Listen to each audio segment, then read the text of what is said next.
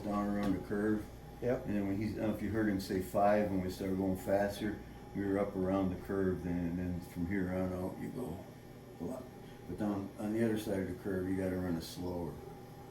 Yeah. Okay. But you can't go too slow, because then it won't go in all the way. Yeah. If you're going down, it's like on gravity. I didn't watch that thing moving, so that moves as you go, right? Yeah, that shows you right where. Oh, I see if I'm watching it. Yeah.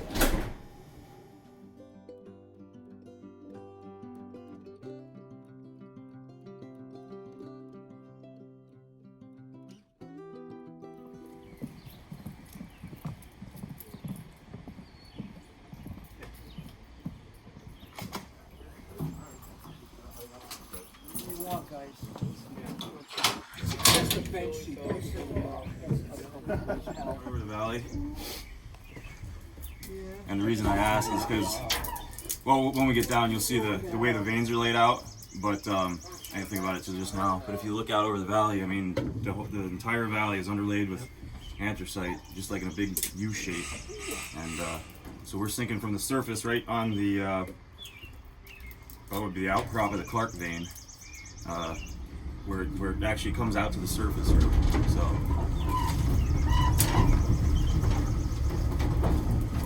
And if you look, if you looked across, We're going down on the. I got an eyeball looking at Oh it. yeah, you do. On the west side of the valley, we're going down, and then after we come out of here, we're going to go on the outcrop on the east side of the valley.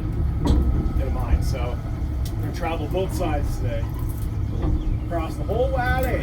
Across the valley. And the buggy we're riding down in, this was actually built for a coal company in West Virginia as a self-propelled man trip. So it actually had a motor in here, and somebody drove it on rails into the mine to take the guys to work. And then, of course, they couldn't let you go down on those nice little wooden buggies outside for the tour. So they bought this thing. And So one of a kind, Chris. yeah, one of a kind, right? Yeah. One of a kind. It was actually only half as high as it is right now, and they have this platform for us. Okay. It's not even low on Yeah, so I don't know if you caught that. Scott said that this was modified for the tour here, so there's headroom, but it was originally quite a bit lower, and they raised it up, the roof on it. In the wintertime, when they do maintenance down here, they hook a couple of the wooden cars together. They have the man car that has some benches in it, and then they have another car they put props in to hold it down. And they actually use the old colliery cars. And all the mine cars in here and the ones outside came from the Franklin colliery down in Wilkes-Barre. Yeah. Except for the one on the tip. The one on the tip was a wanted car. Yeah.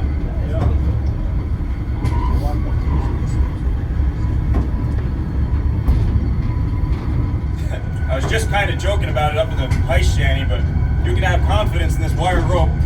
It's rated for 51,700 pounds. That's what it's tested to anyway, so you shouldn't have any trouble. Yeah, the vein that we're in, Clark, is known for horrible top. Scott, oh, there it goes. Finally.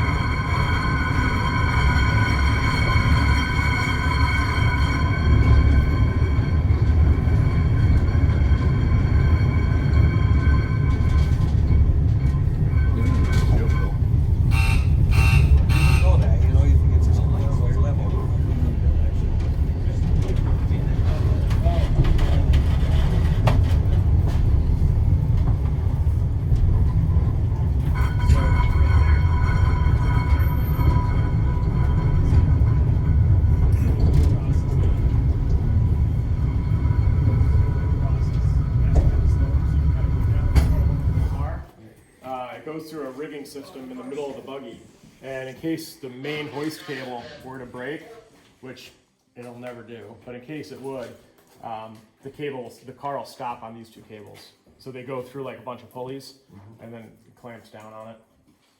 And these, as the car goes around the corners, the cables kind of move up and down a little bit. That's new. That wasn't here. No, it They used to must have put a, this in this Yeah, year, no. because I wasn't there last year. yeah. It was down further. They said because it's easier to take off now to get the work cars in there Yeah. and farther. Yeah, they can just unbolt it and swing it over to the side. Did you say work cars? Work cars? Work. Oh, work. Yeah. It's at work. So we can sit here for just a sec and talk about. We came down the slope. So we came, straight down the vein of coal, and then we made that first turn, and we kind of cut across the pitch a little bit, and then we made the second turn, and now we're coming perpendicular into the vein. So the surface is that way, and the vein is pitched up this way. So now we're going across the pitch of the vein. Not quite like number 9 when we did our last tour down there. How we were talking about it was pretty much straight, and you go through rock the whole time, and you just see a little bit of the vein. When we're in the Clark vein here, you get to see pretty much coal the whole time. It's on either side of us. This is the low rib. That's the high rib. And we'll move ahead just a little bit here. Yeah, You can see some stuff a little better.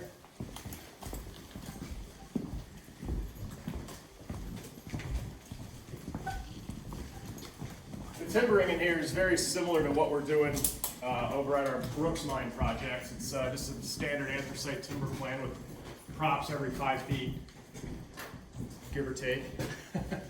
Give or take. Give or take. Yeah.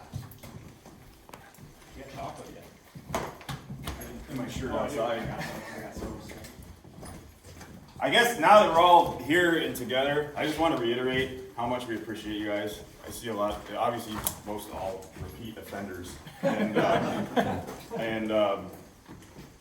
as we've said so many times before, that any money that comes in from these tours and these projects goes to our projects, being at our mine car shop or over at the Brooks Mine, which you guys are going to see. So, I mean, it just helps us out tremendously because that's some funds. Other than us doling out of our own pockets every now and then, it's just the public support, and this is one of our major contributors to all that. So, thank you all. Yeah, And guys. yeah, like Chris said, we are in the Clark vein. I don't know if you guys have front or in the back, whatever you heard on the way down, but this mine was actually a real pain in the butt to reopen back in the 70s when the Suppies took on the task. And for anybody that didn't hear, it was because the mine was already here in the park, in McDade Park. And as you're coming down, you see there's steel sets. I think they're on 3-foot centers all the way down, and that is how bad the roof was when they reopened this. It was just completely, just a mess, just collapsed and just basically digging their way all the way down here. Now, They made that mine car. They made a little buggy that it's outside. We'll show you. We talked about like at number 9 with how a drag system works, or that 2 drum hoist that pulled that go double back and forth. So there's 2 drums, and when you pull one lever, one cable lets out. When you pull the other, it pulls the other cable in. And they had that on top of a mine car that had a bucket, a ramp and a bucket that came down, or that went over, and then there was another mine car behind it. And you sit there and you run that drum, and it went out to a V-shaped bucket. And they put this thing down the slope, and they dig in the slope and then pull that bucket up into a mine car, and then hoist it outside. And they had to do that as they were going the whole way down, because in the whole northern field here, I mean, it's no secret that our group started from nosing around old abandoned coal mines. And then we've been in the Clark vein, pretty much everywhere it exists in the valley. And it's probably, as far as roof is concerned, the worst vein in the anthracite. yeah, for whatever reason, it doesn't like to hold. And actually, I think the Clark correlates to what would be the Skidmore vein in the southern field. Yeah, that's right, yeah. And when we were mining the Skidmore vein in New Philly, the top was really bad. So it's kind of all the same. Whatever geological formation, when it all was forming, the Clark got the short end of the stick when it came to roof. Yeah. So yeah, you see Which lots means we of got to timber. put bigger sticks. Yeah, exactly. Yeah. Right here, it's not too bad, and you'll see that that's why the slope was kind of big, because the roof broke. So they took the top, the supports right back up to where the natural roof is now, where it domed out to. Right here, it's not too bad because they didn't rob it right next to the slope where the loaded and empty cars would sit. So none of these pillars right here are robbed as we go in. We can get into how that pillar robbing and mining works, but I think everybody here is pretty familiar. No? Yeah? No? Should we talk about that? Yeah? Probably should. Get into it. And actually, just a side note, when I actually worked here when I was in high school. Tom Suppi, the foreman at the time, let me come on through permission from Paul Hummel, who was the head of the state DEP Bureau of Deep Mine Safety at the time. He said, oh, this kid really wants a job here, but he's not 18 because the mine law is 18. And Paul Hummel gave him the green light to hire me. So I worked here from when I was 17 years old to 19 years old when I went to work at UAE Coal Corp's Harmony Mine in Mount Carmel. But during that time, one of my first experiences with a roof issue was actually here. And Tom and Andy Soupy were the foremen here. They came down on a pre-shift one morning, so, to check the mine like Bill Neitlinger just did for us this morning here. And when they came down, right above the van trip car where it sets now at the foot of the slope, there was a bunch of wood down, a bunch of cribbing and stuff that had fallen down from up above those steel sets. And here a piece of roof had let go, and that old cribbing was rotten out enough that it broke and fell down through. And I remember being a kid thinking, oh my gosh, what are we gonna do about that? We gotta get that out of there. That's a piece of bad roof sitting up on top of the steel sets. Tom Soupy, now we're gonna calm down about that. We're gonna leave that there, and that's gonna be part of our cribbing now. Yeah. And ended up going up and putting new wood cribbing underneath that piece of top and up on top of it to hold everything secure again. But Remember that little note for later about using that rock for cribbing. right, yeah, keep that in mind. Keep that in the back of your mind for a little while. But that's even though we are here in a tour mine and you think it's nothing could ever happen in here, it's still a coal mine. So that's why it's always pre-shifted in the morning and always looking around for anything to move. You never know. We do hear a lot, just that, oh, well, it's just a tour mine, it's just a tour mine, it's just a tour mine. Well, a foreman at a coal mine is responsible for 6, 7, 8 guys in an anthracite mine.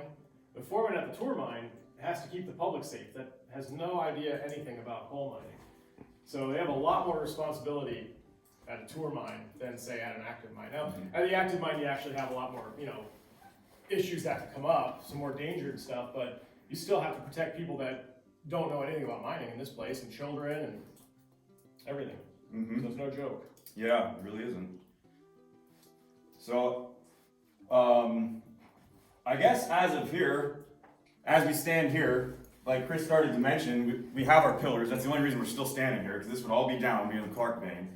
And you guys have, the pillar behind you, we have the pillar behind us. This is all solid coal right down to the bottom. I don't know that you can't really see the bottom rock right here per se, but you can see it's built up a little bit. You can see the transition, and most of you understand, I'm sure, that you're only firing out the coal, and so this is your actual top rock, where the coal ends and the rock starts, right above your heads here.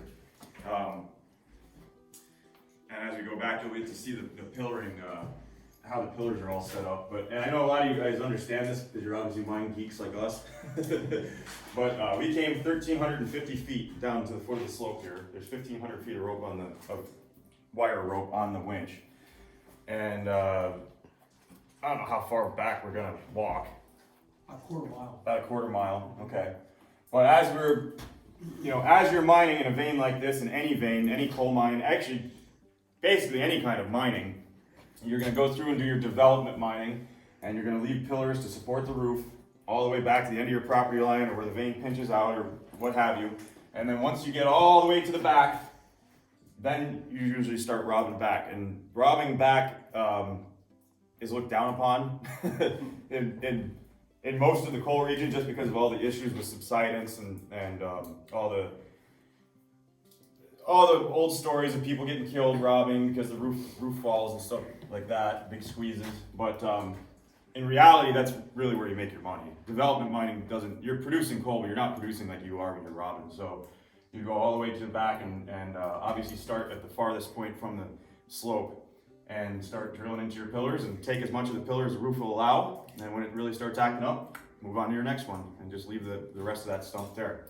But like I said, luckily in here they didn't, because we're so close to the slope, they didn't start robbing here, because you don't want to squeeze your slope shut. you're not going to get out. But with the pillar robbing, one of the craziest things that I saw was, we got our first timbering job at Pioneer Tunnel, opening up Orchard Gangway. And through that, you were working at Harmony at that, or no, when did we get the tour? That was before you were working there, when John Love took us over.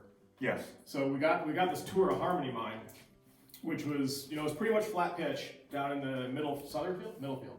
They're in the western middle. Yeah. So it's all pretty much flat pitch, very similar to this, even maybe a little bit flatter yet. And they're using continuous miner, and they were retreat mining.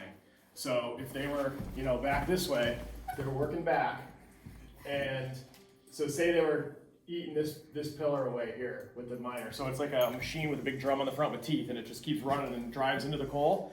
And as it drives in, it just smashes the coal off the rib or off the pillar. And then there's these little arms underneath that just keep going like this.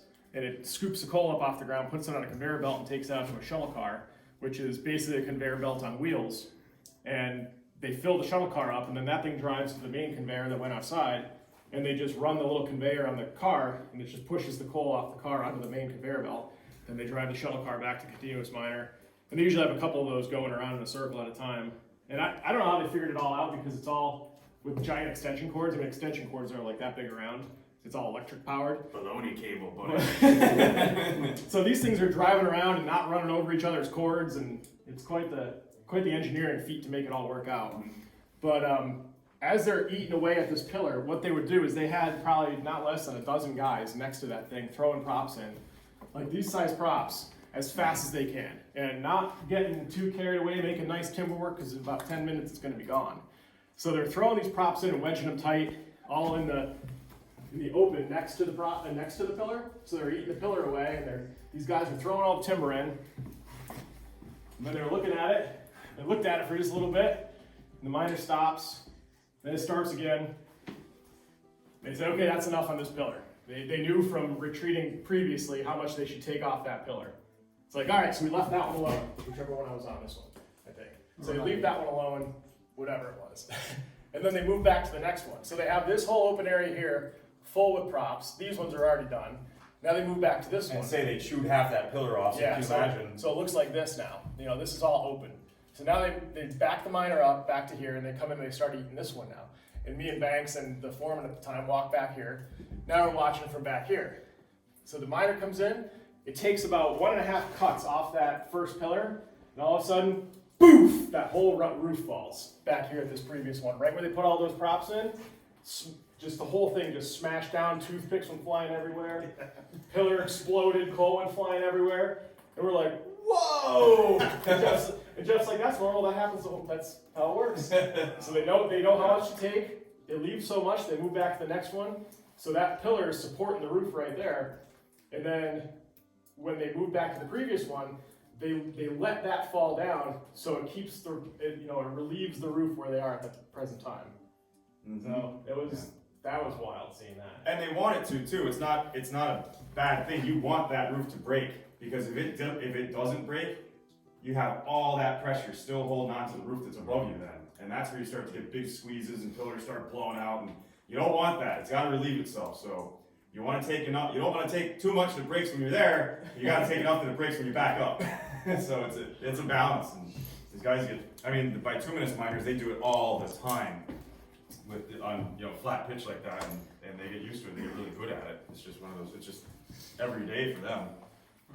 And there's videos, if you go on YouTube or whatever, if you probably all of you have seen a continuous miner chewing away and stuff, but if you haven't, go look on YouTube and just dig around a little bit for pillaring. Just put in coal mine pillaring. You'll see there's some pretty good ones out there these days. Guys bring their cell phones underground.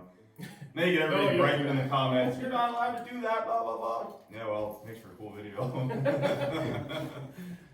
Yep. So when we talked about robbing at like number 9, where you long hole and take all the coal away on straight pitch, and then all that funnels in and opens up from the surface, and all the surface trees and grass and everything falls down, you have a giant hole.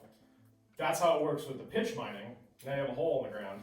Here, when you pillar and rob everything away, and it falls, if you're close enough to the surface, the entire surface settles. It doesn't, fall into a giant void of the mine, but everything settles a couple feet, and that's when your houses get all jacked up and foundations crack and Jacked up or let down? let down. Yeah, it's actually 2 things on that.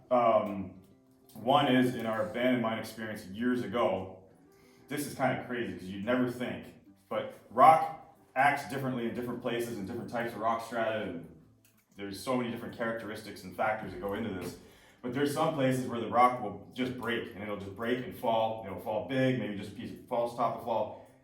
But in other places we've seen it, where they'll rob everything and the top's that good it doesn't want to break, but then it'll actually bend and settle down. And we've been in old mines, I mean, oh my God, years and years ago, but where they just left little stumps of pillars, and you could kind of see where the coal's laying on the ground in the gangway, and where they had, say, a 3 or 4 foot vein, and they were taking bottom out to fit the mine cars in, but they were just up mining in a small vein like we'll see in the back here, and the roof actually came down and bent down and squeezed down enough that you only have a couple inches between the roof and the bottom now, and it never broke. It just bent down and it's just sagging, hanging there, and you know where the pillars were because the coal's laying in the gangway.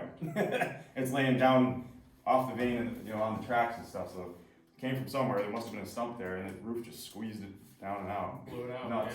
Yeah. There's also places where the roof is solid and your bottom rock is weak, and your bottom rock will actually push up instead of go down. It'll push up. So you're walking around and the ceiling will be where it normally is, but your bottom is pushed up, and that's very, very strange. That's a great point too, because bad bottom can be as bad as bad top. It's just, especially in pitch mines. I've had it already where working at Carline Coal Company, we had to hold the rib, which I could get into down here a little bit more. But we had to timber our coal rib so that it wouldn't run off and line it, lag it, and sprag it. We had to put boards between every prop we put in. We had to line off with boards, 2-inch boards, just to hold the rib back. And there, the top was good. You had to watch out for the rib falling out on you on that pitch, and you also had to worry about the bottom. The bottom would heave up. So I actually had to dig hitches into the roof and put upside down props and cat pieces on to hold the bottom, so the bottom didn't pop out. Because if the bottom starts popping out, then your rib props start popping out, the hitches start popping out, and then you lose the bottom and the rib. Then she's closed. Yep, then she's closed. Yep. So another thing happens as the mines sit, the coal pillars, they're organic, so they absorb oxygen out of the air. They give off carbon dioxide, which is where black damp comes from, but they also break down. So as you have the weight from the top pushing, squeezing these pillars that are left, it's called the pillars. They call it fluffing the pillars off. I don't know why they call it that, but I remember Pop Soupy telling us that one. I'll watch the pillars fluffing. But when the coal breaks down and the weight of it squeezing the pillar, it actually pop the coal on the outside of the pillar that broke off. Will pop it off, and that's what you see coal laying around on the gangway, or you'll see cracks in it and the pillar half falling off.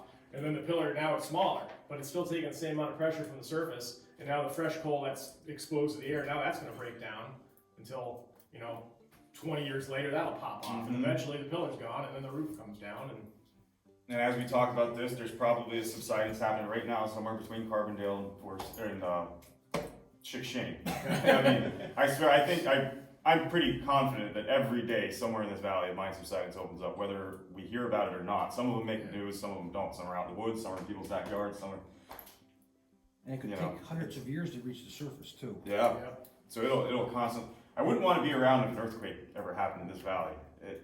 I was here. We were, yeah. I was here when that earthquake occurred in Virginia about 5 years ago. We were underground giving a tour. I came out, didn't even know it happened because we didn't feel it down here. Well, my daughter was on the surface and she called me and said everything was shaking at where she was working. I said, we didn't feel a thing underground. That's funny because actually it's probably the same one. I was working in New Philly at the time, and that happened right around the time we were getting pulled outside, and we didn't even know. No, we didn't know it. And we didn't know. I don't know. That was About 5 years. That'd be strange. Yeah. Yeah. All of a sudden, like, ooh. Yep. I think while we're right here, probably most of you guys understand this, but this valley is almost completely flooded.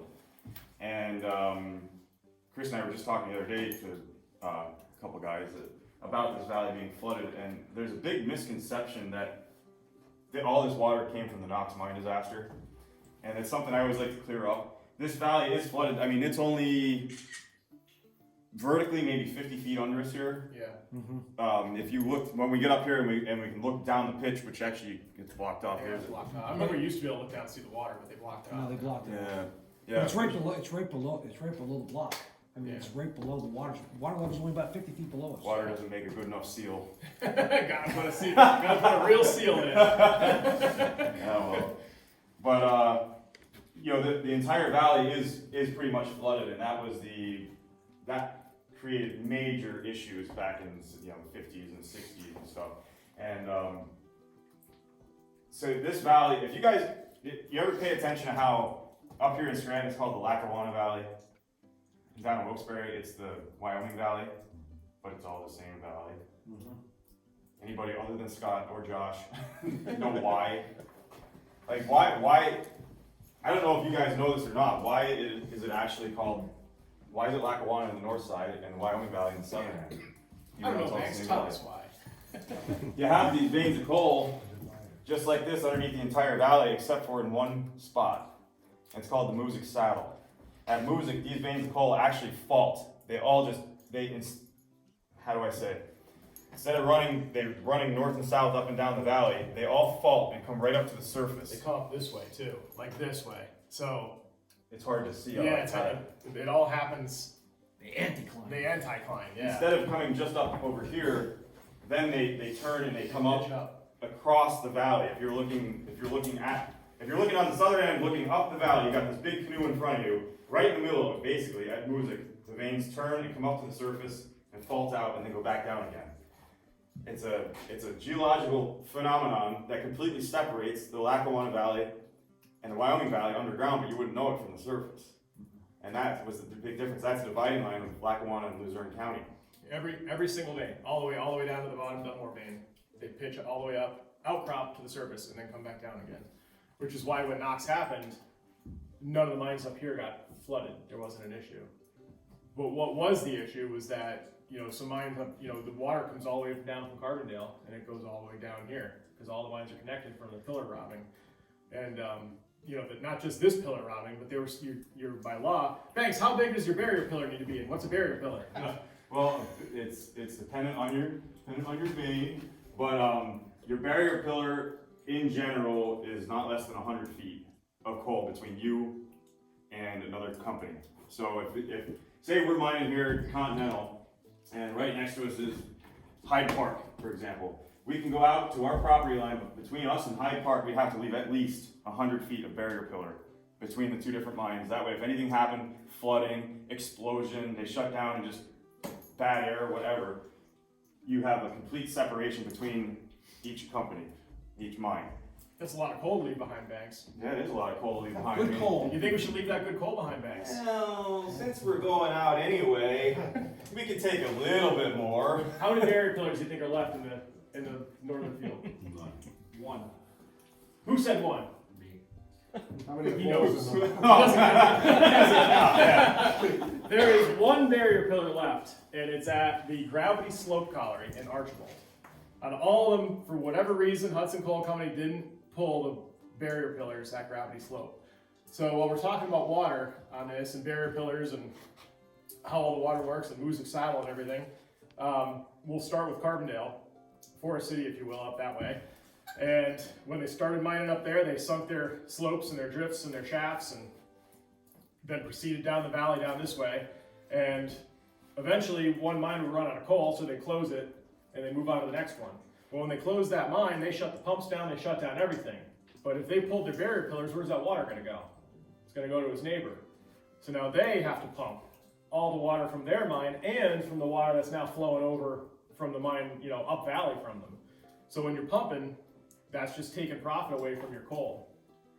So fold that all the way down the valley, and the people just on this side of the Music Saddle are getting all the water from all the mines in the northern field. Now, they didn't actually close in that order, but that's the gist of it. Mm-hmm. Now, at just on our side, Lackawanna Basin side of the Music Saddle is where they drilled the Old Forge borehole in 60-something. When was that? 60-something, wasn't it? Yeah. 68, I think it was. Yeah, it was late 60s. Yeah. So, I think they shut the pumps down in yeah. 5, 64, 64. yeah. Okay, Yeah, in the late 50s, the state took over all the pumps to help keep the anthracite going up here. So the state took over the pumps, and then they shut the pumps off in the late 60s or mid 60s. And then the whole thing filled up, and water started coming up in people's basements because the mines were that close to the surface. So they drilled the old Forge borehole. Just on our side of the Music Saddle, and it's a 300-foot deep hole, 42-inch borehole that drains basically all the mines up here. And if you want to see how much water is coming out of that thing, you could park on the river Lackawanna or on the riverbank and go walk out there. And the borehole's just off the river, and then they built a concrete tunnel that comes out from the borehole into the river. And that tunnel is 5 by 7, 5 feet tall, 7 foot wide. There's a 5 by 7 column of water coming out of that thing. The water's right to the top of it. That's a lot of water. That's a really neat thing. If you've never seen it and you would like to see it, it's actually really cool because if you put Pagnotty Park in probably on your phone, it would come up like basically exactly where it's at. There's a bridge over the Lackawanna River right there, and looking upstream, it's all nice, pretty, pristine Lackawanna River. Looking downstream on the same bridge, it's all orange, just mine water. It's because the borehole's right there. If you look at it on Google Maps too, you can see that. Yeah. The orange color just appears out of nowhere. Yeah. It's all from the borehole. So if we go back up valley, back to Gravity Slope, so they, doing a good job, left their barrier pillars in. But what did that do? That made Gravity Slope not get drained by the old Forge borehole. So now they were having a lot of water problems in Archibald because of that. So they drilled the Gravity Slope outfall, which was a rock slope that went down and intersected the very southern point of their mine workings. Because not only are the veins pitched this way, they're also pitched from north to south this way. So all the water's flowing down towards Old Forge. So at the very southern end of their workings, the deepest spot, they put this slope that comes outside, because also then they're not pumping the water out, it's getting pushed out by, the water pressure. So that point now is at river level. So the house is above that as you're going up the valley into Archibald. They might only be 10 feet in elevation higher, but it's high enough that it won't let your basements fill with water. And then back in the mid-2000s, we looked into doing some work at Gravity Slope, restoring those buildings and opening up that slope manway that's still there. And getting into those workings, and we opened the slope and went down, and the water is... It depends on dry season or wet season, but the water is at some point from here to that your tour starts here sign, down the slope. But it's also just enough to keep it below people's basements, because it's right next to the river there. But sometimes it's down far enough where you could actually get into the thing a little bit. But yeah, so that's kind of how the water works up here. Mm-hmm. And also why, when Knox happened, the water didn't come up this way. Yeah, it never came up here, and in fact, it didn't even shut down all the mines in the Wyoming basin either. People say all the time, "Oh, the Knox mine disaster that killed all the mining in the northern field." It actually didn't. They pumped it out. They pumped it back out. They pumped it out after 3 years after it happened. It was all pumped back out. Yep. Yeah. So that's just that one drives me nuts a little bit. It's just a huge misconception, because they were still mining. Glen Lyon was going, obviously Wannabe was going. There's quite a few mines still going on. I think it's easy for the general public to understand it, though. Right. The water pretty much did kill him, but it wasn't because of Knox. It wasn't because of it was water, but it wasn't Knox. It was just the nature of down here. Yeah. The funny thing There is. Oh, go ahead. I was saying, this board depicts, I guess, the veins that are here. There's quite a few more veins in the valley. I want to say there's nine of them. Above the rock vein, there's the diamond, the 4 foot, the 5 foot. Is New County? Yeah, New County's in there. Yeah, New County's. Yeah, I want to say there's 8 or 9 veins here in the northern field.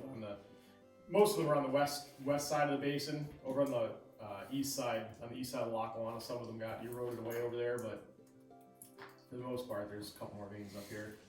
The Marcy. The Marcy vein, well, that's a Wyoming Valley. Yeah, that's what I was basically gonna Wyoming mention. Valley up to Clark. Yeah, the funny thing is these veins are the same down in the Wyoming Valley, but they're named different. Yeah, your Dunmore veins are the red ash veins down there. Actually, the 2 and 3 are the red ash. The number 1 is the Ross vein. Clark is the Marcy. The Baltimore's the big vein. Baltimore's big, yeah. which was also called the 14-foot in some places up here. It's also called the Mammoth. Which is the Mammoth down your way. Yeah, the Mammoth in Schuylkill County, yeah. Same veins, just different names. Yep. Another thing I would like to touch on, just really briefly, is mine entrances. So if you guys are at the number 9, that's a rock tunnel. All right, so that's a tunnel. If the number 9 were to follow a vein into the side of the mountain, that would be called a drift, but it doesn't. It's completely in rock all the way back till you hit the veins, so it's a tunnel. All right, so then a drift mine would follow a vein with rails horizontally. The Brooks mine, which we'll see in a little while here, that's a drift. It just follows the vein straight from the surface in on the horizontal. You can run rails in there.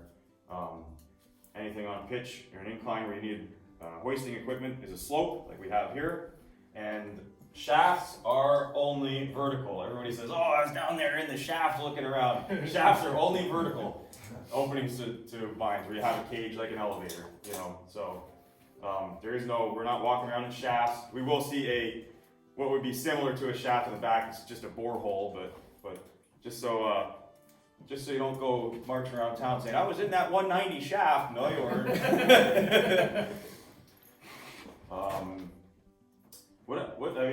Any questions about anything here? We're talking too much? Scott, so Scott's a normal tour guide here too. I'm sorry, did somebody have a question? Interrupt anybody? No? Alright, so Scott's a normal tour guide here, well, normal. Yeah, I don't know what normal. Scott is an official tour guide here. Did we miss anything that you normally spiel on here? Not really, no. Just the time frame. This mine was opened in 1860, shut down in 1966, so over 100 years underground. This was put in because they had to it was too far to transport the coal to the original shaft, which is down in the valley. And they put this one in because, again, they didn't want to transport the coal underground to get it out down there, so they put the slope in back in 1932, I think it was, when they opened the slope up to get the coal out that way instead. This one you asked, I'm pretty sure it was the tipple served by rail too, or was it only truck? I think it was only truck. I'm not sure on that one. I think it was only truck though. Yeah, somebody told me the O&W came up here. I don't know. I'm Yeah. not sure on that. Well, Yeah. the whole valley, Cameraman saying, yeah. the whole park was at one time a strip mall, the strip mine. It was all, this whole area was strip mined down to the first level.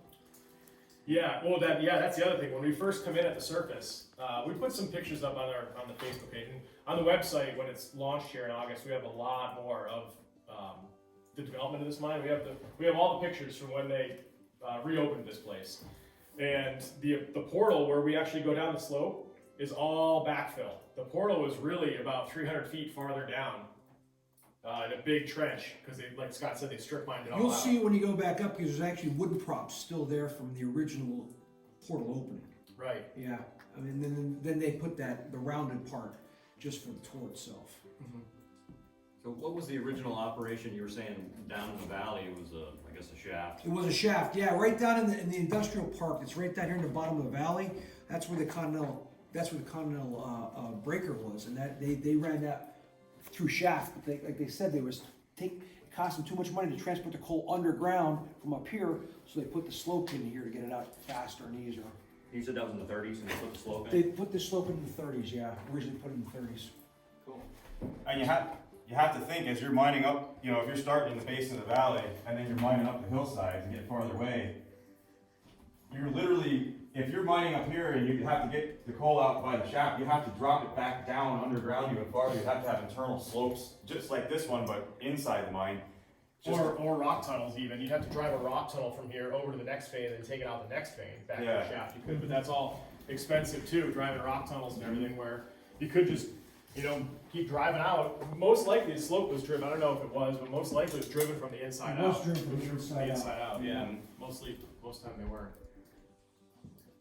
I have a question. The water level from the new county down. So any subsidence that would happen from the top would be from the rock bed in the Big Red, correct? It wouldn't, nothing else below that, because of the water pressure underneath, would not allow it to collapse? Am I looking at that right? Yeah, generally, nothing will subside under here because of the hydraulic pressure. Right. But up on the hillsides, all these veins outcrop and exist. So if you're in the middle of the valley, yeah, you only got 1 or 2 veins under your property, but up on the hillside, you know, all the veins will outcrop, so you could see them at some point. And just like, that's another thing, is like, you know, these veins being so close to the surface in a lot of the areas of this valley, there's a lot of stories from like West Grant in particular, where, like say the 4-foot vein was only, oh my gosh, we've seen on the maps already, measuring, trying to figure, the vein itself is only 8 feet below what we figure is the, you know, where somebody's basement would be. My grandmother used to tell me stories. She'd hear the men underground right underneath her basement. Mm-hmm. Yeah. There's lots of stories like that. I've heard stories like that before. Yeah, It's pretty wild. you should hear them down below. Imagine doing something piddling around in the basement and you hear the trip going underneath you. She actually heard the men talking. That's how close they.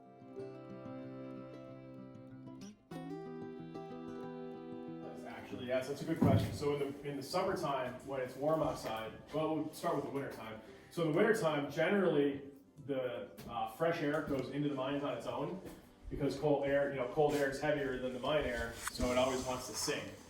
The exception to that is on a slope, like up on a hillside, acts like a chimney. The warm air is going to rise. So down in the valley, this is kind of how natural ventilation works in the mines. Down in the valley, the cold air would sink into the valley and push into any mine openings down by the river, and then it would push the warm mine air out the slope hole. So in the wintertime, you know, this mine might outcast, and a mine down in the valley will downcast. In the summertime, it's kind of anybody's guess. It depends on the pressure. If it's a high pressure system, it generally will flow in. We've also seen it where it breathes, where the air will actually downcast in the mine, pressurize the mine, and then it'll actually outcast and blow back out again. Yeah. We've seen it where it downcasts on the floor and it outcasts on the roof. Air's actually switching in the mine. Natural ventilation's kind of screwy until you've studied it for a little while to figure out how it works. Yeah, the temperature doesn't necessarily have much to do with the oxygen level itself. It's just how it ventilates the mine. And that's why the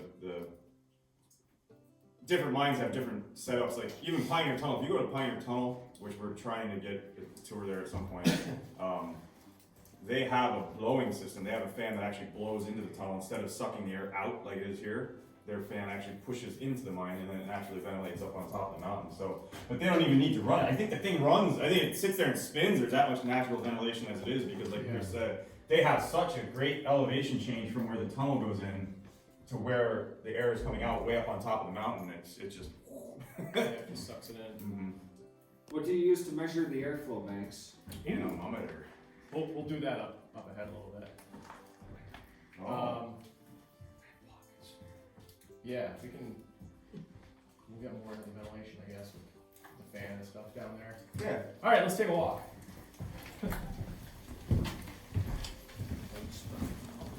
This would be a huge pillar here on the right, huge pillar here on the left, and yeah, they're about 30 by 60, pretty typical for the northern field anyway.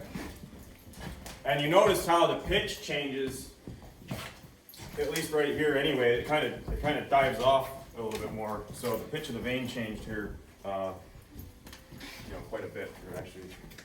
So the water level's right below that block down there. It's stopping, if you will. Stop and fade. Yes. Here's a nice color right there. What's it nice? Yeah, I got lumped it. So this would have mined this up from the bottom and driven into the drift here, or the gangway. And then, I don't know if this was done robbing and they punched through into this, or it could have been done for ventilation. So, yeah, it could be just to get some air down there, because this would have been the intake. You know, they would have been sucking the air from the slope down and then out the fan. So it could have split here and gone This down. goes on to another vein, or? Same, no, it's just a different level. No. Yeah. Yeah. So there would be another gangway like this, another slope landing, 300 feet down. Yeah. So every 300 feet, they put a gangway off the There's slope. 7 levels. There were 7 levels of it. Yeah, seven gangways off the slope. So we're on number 2 right now. No, we're number 3. Number three. Number 3. He's seen some better days. up Yeah, there. they need to change their clothes. So That's what Banks looks like when he's. yeah. Actually, funny story. People keep asking. They ask over and over and over again when we're over working on the Brooks project over in Naog Park. What happened to? There used to be men in there. There used to be mannequins in there. Yeah, Well, that's one of them. that's one of them. They came over here. Oh, okay. Yep. When they shut that down and they opened this up, this is where they wound up. So this is your typical chamber going up, and this isn't nice pitch to work on. No. So you'd think it's not too steep, so it would be nice to work on. It's not, because see all that coal and that debris sitting there? Well, it's sitting there. When you fire that off, you want it down here in the mine car, not sitting there. So something like this, you'd probably have to you'd build a wooden chute going up and then line it with some sheet iron, and then it would most likely slide down. You might have to help it a little bit. Yep. Hopefully it would slide down. And if it gets flat enough that it doesn't slide down, we'll see in the back how there's other methods of getting it down. But it's a nice thing about mining in Schuylkill County today is that the veins mostly run on really hard pitch, and everything that we fire just runs right down the bottom and down to a chute, and then we tap it out into the mine cars from a chute. How far up does this one go? To the top. Does it actually break right outside? No, or 300 feet front? up there, the second level's about 300 feet right up there. Okay. We come down, when we So- came down, I mentioned it to, who was that, the Adam I mentioned it to? Yeah, there's you can actually, well, there's a tube back there, you can actually go into the second level, but it's all, none of it's worked. They It's keep it connected, open. Yeah, it's connected up there. So the top of what you would see up there where it comes out, the next level would be exactly like this one popping up here, coming out onto Okay. this one. So there's another gangway up yeah, that. wow. Yep. There'd be another gangway, a whole nother Yeah, it gangway looks level up exactly there. like this. It looks exactly like this up there. With nice rail and road. No, there's no more rail up there, but it's pretty messy, but. And just for haulage, because it gets so far to send the coal all the way down, at some point you gotta, cut it off and put another haulage way in to get the coal out. So you get up to within a few feet, say you get up within 10, 15 feet of the next haulage way, the next gangway up, you might not want to breach that because of ventilation. You might not want to breach that because you might pop up in underneath the track or whatever. So you'd stop and then just go down the gangway a little farther and start the next chamber going up. And mine all the way back, all the way up to within however far you want to be of the next gangway. And that's how you do it. You see the beautifulness of the Clark vein. It is some really nice stuff. There's nice Even nice years. coal here, Mhm. and then this nasty stuff on top is what you don't want to send. Yeah. Even with years and years of oxidation, that stuff still really looks beautiful. But yeah, this is part of the Clark vein issues though. You can see that nasty, it's bony and there's some false top in there and just stuff you gotta deal with. Which here they fired down, but in other places, actually right there, they left some of it though. You can see it hanging. Some of the crap, there's a prop that's rotten out, barely touching it there. But there is chambers in other parts of this mine where they completely left that top coal. In fact, up above there, you can see they left a bridge of it at the last set of props. Just beyond that last set of props, there's a bridge of that top crap that they left. The lights are kind of shining right on it. Yeah. What Banks was saying, where you want to stop up there before you breach into your gangway up above, and you could run into the rail. The reason you could run into the rail is because you need to make your haulage way level, where the pitch is like this. So you either have to fire some bottom out over on this side to get a level road in, or you have to leave some coal on this side so that you have a level road. And here it looks like they left some coal on this side of the They kind of did both. of the slope or of the gangway. And then if they leave the coal, then when you're the bottom is actually down there. If you're driving up into it, you could drill into the rail or drill into this. So there's a couple ways you could know where to stop, because that's another thing is how do you know when you're 300 feet up? Is you can have it surveyed as you're going, or if you're drilling a 6-foot cut, you could use one long hole in the center of the cut when you're drilling, put an extra steel on, and drill a 16-foot hole in. And if your drill goes zoom and pops out, you just took out your buddy driving the mine motor through on the other side. You go, oh, it went through somebody's boot. So that's another way. Anthracite mine law actually also is every 5 feet you have to have props. So except on your main haulage way, you can have an open bore because you need the room. You'll notice these props are all going to be every 5 feet. And so as you're climbing up, 5, 10, 15, 20, 25, 30, that's how even today measure our pillars and stuff, because I know we're putting in gangway props every 5 feet. And we're leaving 30-foot pillars in the gangway, so just count our props. Okay, here's gonna be our next shoot. Yeah. Here you can see they did take a little bit of bottom right here, and that's bottom rock that they fired out to fit the gangway road in. The coal lane starts right there. It's kind of hard to see it. I know what I'm looking at. It's just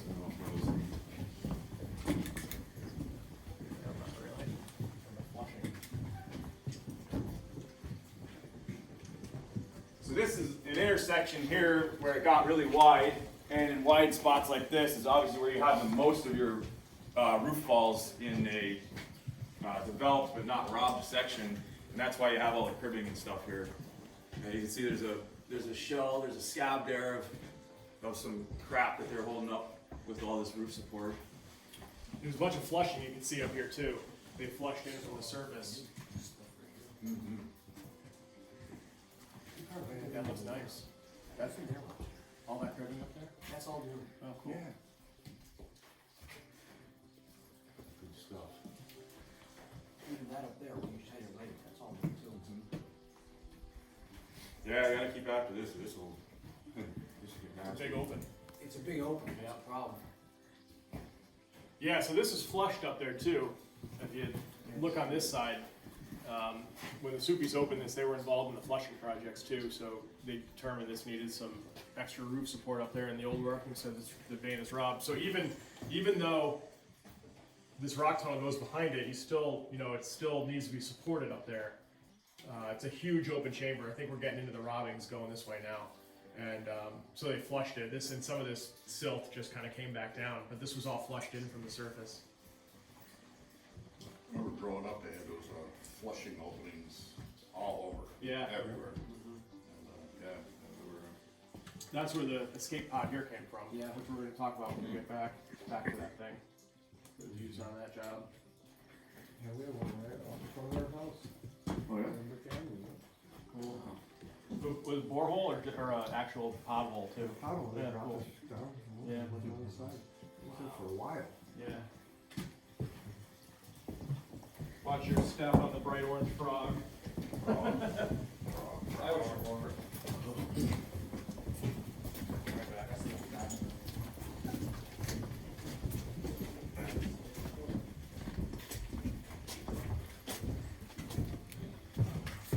As you look up in there, a lot of that stuff laying on the bottom now would have been that top coal crappy shell, and it looks to me like they left it in here, but over the years it's come down. So that's why that's all that stuff on the bottom laying.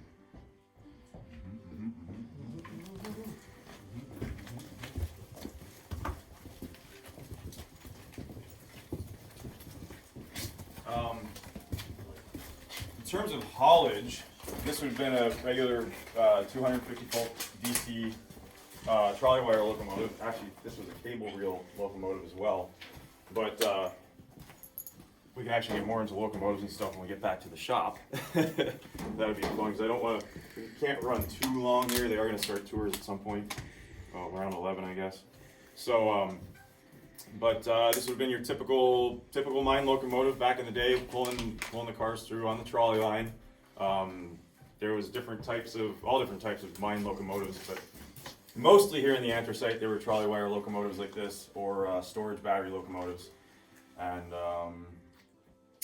yeah, I was thinking we could talk a bit more about the locomotive stuff back at the shop.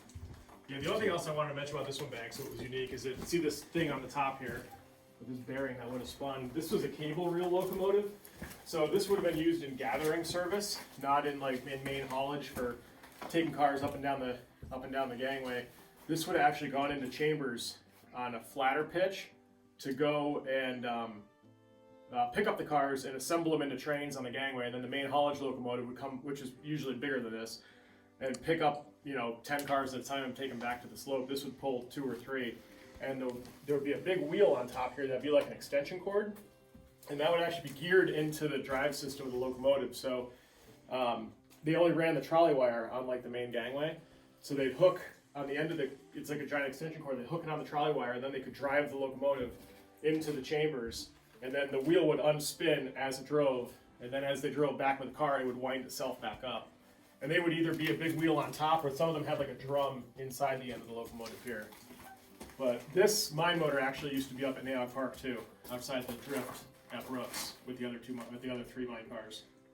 And then when they opened this place, they said it doesn't need to be there anymore. Let's take it to the Lackawanna Mine Tour. So here it is.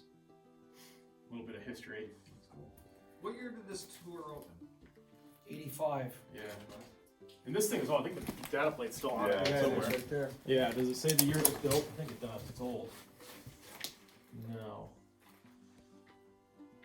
No, but I think we looked at it. It was like 1906 or 1906. It's old. This is an old one.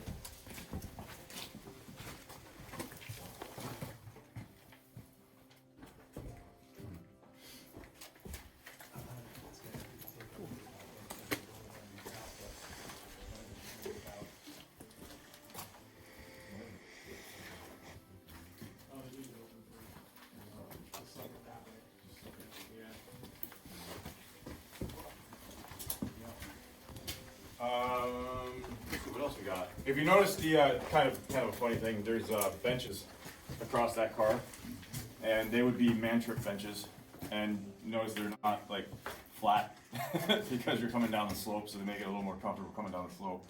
If there was anything comfortable down here, I guess that would be. Did the padding rot away on them? Yeah.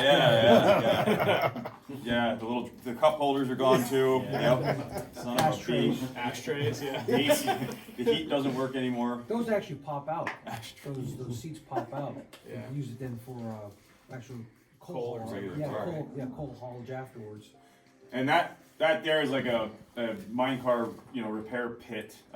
You do see that a lot underground. It didn't make sense a lot of times to haul a car all the way outside to put it in a shop when you can just put in a pit down here, and there could be guys just working on them inside. We've seen years ago lots of motor barns in different mines and different places where they actually will build a huge, like a concrete building inside the mine, and they'll pull the rolling stock in and out depending on what needs to be fixed, replaced, whatever. And with big, pits in them to go underneath, just like if you went down to, Reading and Northern to shop at Port Clinton, or even over at Steamtown where they have the pits where you can go underneath the locomotives and work on things. They'd have them underground all over the place here because it's constantly fixing rail equipment. Ask me how I know. Even today at the active mine, we have a small Manchett trammer, probably. I don't know what they weigh. It's probably like 4,000 pound unit. Yeah, 1.5 tons. 1.5. So, a 3,000 pound unit, and we haul 2 cars with it, 2 mine cars with it. But we're always fixing the rail, putting bearings in the mine cars. The motor's in pretty good shape, but it's just Wear and tear. Yeah, wear and tear, and they get a lot of the tear. The bearings were probably mostly what you had to work on, right? Bearings are probably the biggest problem with these things? For the most part, yeah. For repair. Yep. I worked one day at S&J with Banks, and what was it? Track work. Yeah.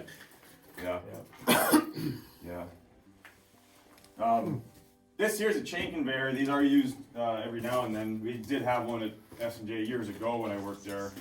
Not one now, but this would be a very typical way of loading mine cars. It was just a little bit easier than shoveling everything up into the mine car. At least you could just shovel it on the end of the chain conveyor, the jalopy they call them up here in the northern field a lot. But there's just chain flights on here, obviously driven by electric motor and gear drive there.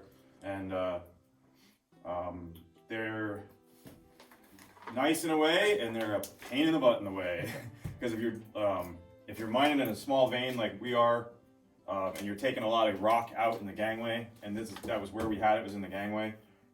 We actually had a drag set up, a 2-drum slusher set up on the end of it, so we could drag the gangway cut out to the end of the chain conveyor and drag it up onto the chain conveyor, and then the chain conveyor would run it up into the mine car. These don't like rock very much. They work really great for lumps of coal and coal fines and whatever, but when you get sharp pieces of rock, it gets underneath the chain flights, and then it gets underneath the sprocket on the end, knocks the chain off. It's just a constant battle. At least so I've learned with them. And, this is what we were using at number 9 when we talked about when we were in the Primrose there, talking about how we cleaned out that Primrose coal this is what we were using with one of these. Yeah, they work good, but they don't like rock. And it's a constant battle. Now we have an Imco 12B mucker instead, and I love the mucker. I love mucking's it's so much nicer than running chain conveyor. I don't care what Craig Dieter says. So mucker, if you don't know, I don't remember if we showed you guys in the motor barn at number 9, but it's basically it's like a little scoop thing on tracks, on wheels. I mean, that go on the railroad track, and there's a mine car behind it, and you drive it in, and you scoop up the coal, and it throws it over itself into the buggy behind. I wish there was one here because they're pretty neat machines. They're fun to run, and everybody outside the anthracite, except for some of the smaller rock mines, says, "Oh my gosh, that's ancient equipment." No, that's the Cadillac of the anthracite. We love the muckers. It was like a skid steer almost. Yeah, kinda. Yeah. Just a skid steer on rails, and it's got 4-wheel drive. Every wheel drives, and you drive it into the pile, and muck a bucket up, and then it picks everything that's in the bucket, launches back over top of it in the mine car behind you. So just keep your head out of the way. Yeah, you operate it from the side. You stand on like a little platform on the side of it, and you run it into the pile and back out. If you ever go on another YouTube thing, Micro Dirty Jobs did a episode, I guess, at RS&W Coal Company, which is still running outside of Pottsville, and you can see they're running a 25 Imco 25 mucker in there. So I think it was on that. Yeah, it was on there. It's on YouTube. Yeah, this would be say we were driving this gangway here. If this was a brand new gangway, as you could imagine, this would just be solid coal, and we're driving and laying rail. Yeah. Back in the day, Is that yours? No, mine's that. Oh. you would be drilling with a breast auger. I don't know if he's gonna give it. No, the bit thing is stripped out. No. We have one. We actually had it in here for a long time, but then when Soupy's retired from this place, we took it outside because we didn't know what the end result was going to be. But a breast auger is this, and they call it a breast auger, so put your chest against it. You put one of these super long bits in it. Mine has an 8-foot bit in it, so it'll reach to you right over there. And you'd stick it in your hole, and you'd lean against it, and then you'd sit here and turn this thing in. Then your buddy Scott turns around and puts his back against yours. Yeah. And we're drilling. Yeah. Then Banksy comes in from the side and helps turn. But nobody closed the place. But yeah, it's pretty cool. They actually work pretty darn good. If we keep this going here, maybe I'll bring ours down because it's too long to even demonstrate Brooks. But talk to Ed, maybe bring it down, and there's a couple holes. So one hole we drilled. Well, maybe it was over here. One of these here. Yeah, one of these we drilled in pretty far. We drilled one the full length of it when we had one of these tours the last time we did it. And so, that's it. So this is the first time we've done a group tour here in probably 2009. So there you go, 13 years. But we did we had everybody drill the hole. So everybody got a chance to do it. We drilled the sucker all the way into the pillar, so made an 8-foot hole in there. The other thing we can talk about right here is, we'll see how things go in the future, but through that door right over there is another way outside. So this,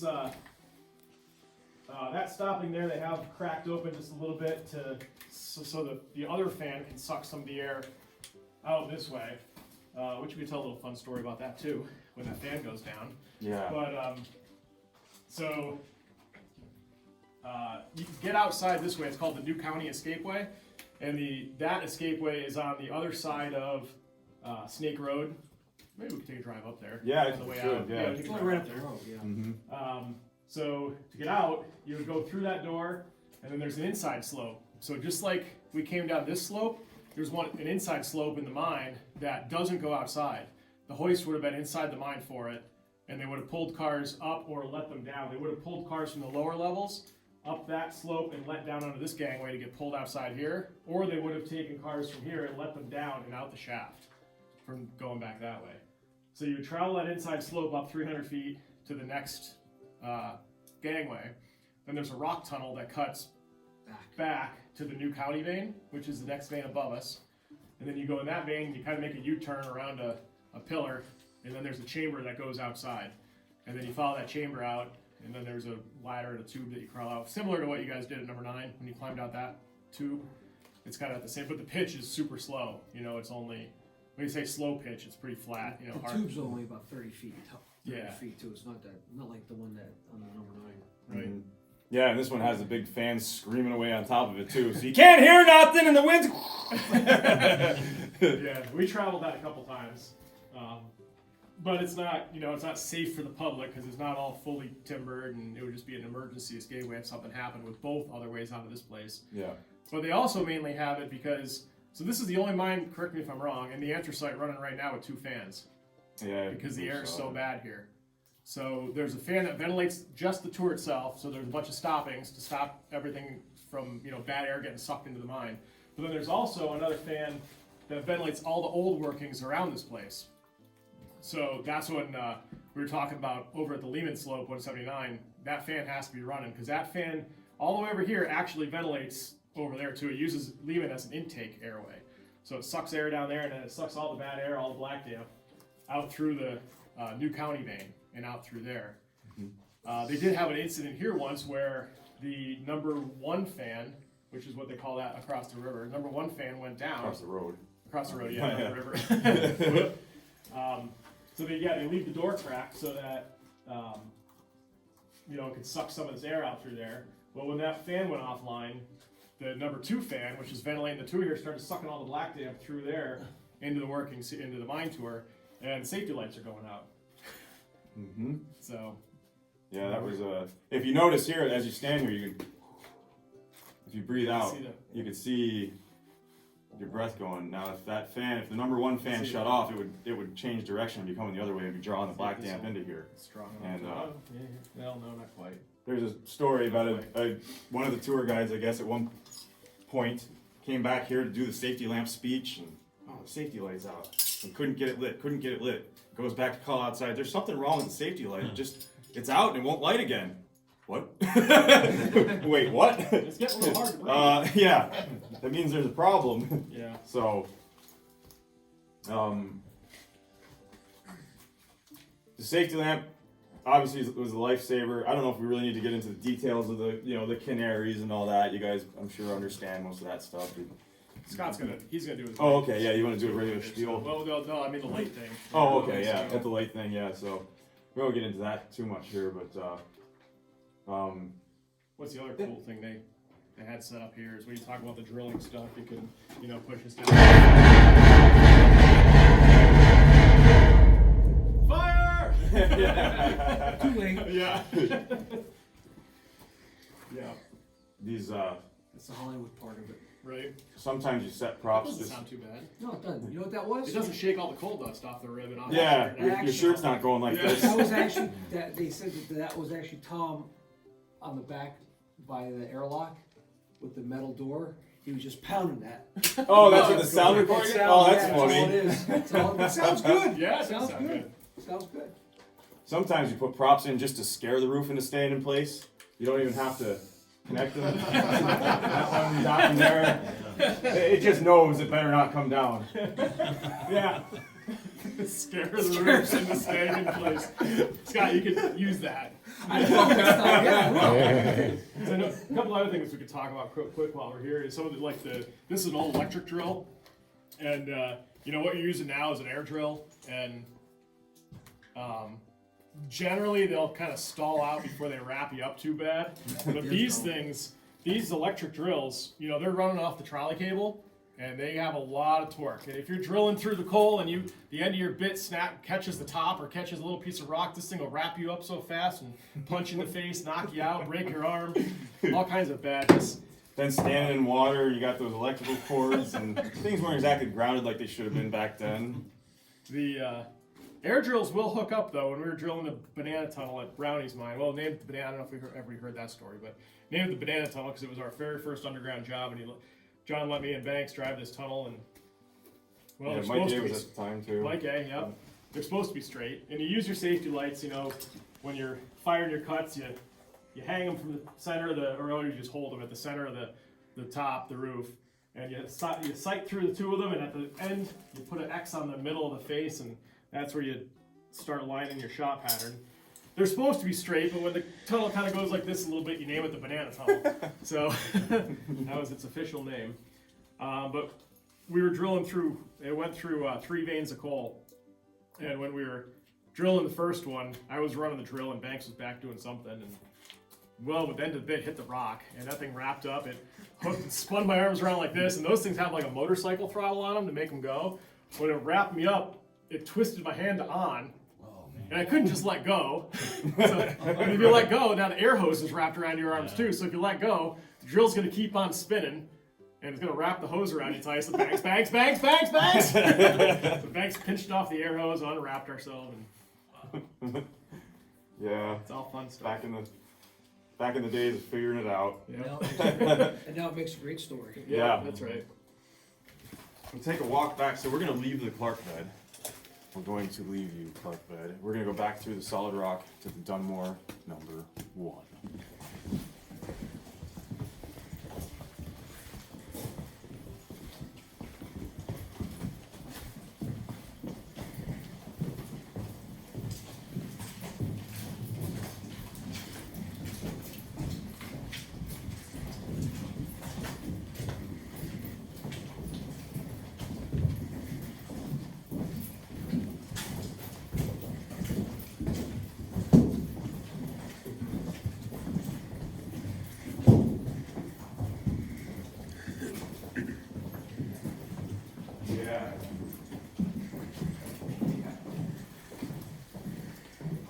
So most of you guys, I think maybe everybody, was at the number 9 with us already, and you know, we can go through the regular whole mule spiel, but I think pretty much everybody understands what went on with them down here, pulling the, you know, back in the early days before battery locomotives or gathering locomotives like the cable wheel locomotive we just looked at. They were obviously pulling mine cars out with mules. A lot of the mines did have underground mule stables. It's all true. A lot of the mules never went back outside again. Some of the mines, they brought them out on Sundays. Some of them they didn't. It was what it was. You'll notice here they do have like temporary track in with the wood, and that did happen quite often. That's not just for display or just to put something that it looks like road. They actually did use wood quite a bit in areas where they might not be in there very long. They didn't want to go through setting steel rails, or just before they got to putting in, before a track crew came along to put steel rails in, they'd use the wood quite a bit. So that's the deal here. My biggest thing I like to point out here is obviously we came through the solid rock. It's all around you guys there. And now we hit the Dunmore number 1 vein. And this is coming up on the same pitch, just about the same pitch anyway as the Clark vein. You can really see, this is a great example of it right here. Your top rock, your bottom rock, and that is it. That's your Dunmore number 1. And obviously not very thick with it, 3 feet. 3 feet. And, but really good top though. It's a good conglomerate right there. Pennsylvania sandstone. Yeah, there's a little conglomerate mixed in there, buddy. Oh, yeah. But, yeah, so unless you have any real, questions about the mules and mule life and stuff, we did that in number 9 and stuff, so. I just really love this section just because of the definitive coal vein that you see here and how it runs just like this all the way to the surface and then all the way down underneath the valley. Oh! No, wait. We will not be seeing this vein later. Never mind. For a second I thought. Yeah, not this one. Now this is something really interesting and fairly, I don't want to say uniquely anthracite, but you really don't run into stuff like this in bituminous coal. The way the mountains and the geology formed around here when the anthracite was created, there was a lot of different faults and folding and as the mountains were being formed, and this is one of them. This is an excellent example of a fault. The vein just ran along the top here, and you can imagine this whole area was all coal when they hit this. It happened quite a bit where you'd run into a fault like this and the whole thing would be solid coal, and usually be really nice coal too. And so they took it out, but you can imagine the problems with an area like this as well. There's not a lot of not a lot of roof support going on. I mean, how do you put a 40-foot prop in, you know? So this is a potentially very dangerous area to be working, even though it's a fairly easy, you know, place to extract a lot of coal in a hurry. But it's just the wild geology of what's going on here. Kind of like up there, it's kind of like an upside down whaleback, like in Shamokin. I know like Devon, it's down Devon's way, but you can see the whaleback on the surface. You kind of have one of them going on here. Yeah, the top actually, you know, it was coming up and that broke and rolled. Made a nice roll going right back around again. Yeah, just a wild scenario. Yeah. I think the Knox was kind of in a fault there with it. Was it slightly faulted where they were at? Yeah. It was really nice. Rolled it up. Yeah, it was rolling up. Yeah. Yeah. Pitched up to the river. Yeah, that's exactly basically what happened at Knox, is that very similar to what happened here is the vein faulted and rolled up. So you can see the pitch here is kind of slower, you know, it's a lot flatter, and then it turned and went up, and there was this big giant hole of coal. So, well, we're gonna go get that. So they chased it up, and they chased it right to the river. Yeah. Not good. And we're back to steel sets again. Yeah. Again, these were put in for just for the tour. Mm-hmm. Yeah.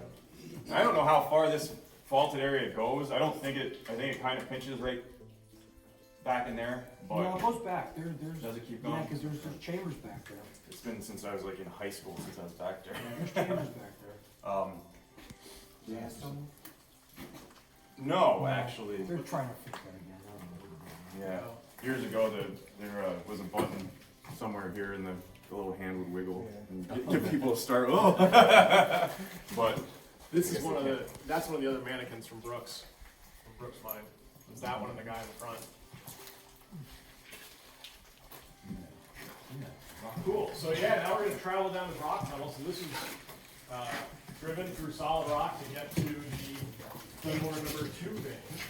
And you'll notice that there's no timber in solid rock. It's solid rock. You know, so you don't necessarily, generally you don't have to timber rock unless you get into some bad ground. You could, but well, so we're going to have to stop here. Looks like we came to the stopping. So yeah. we can't go any farther. In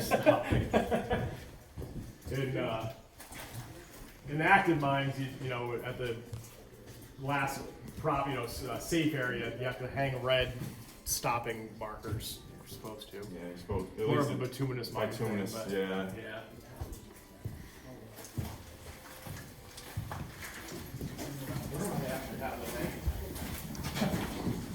So you see the tubes so you head off of it?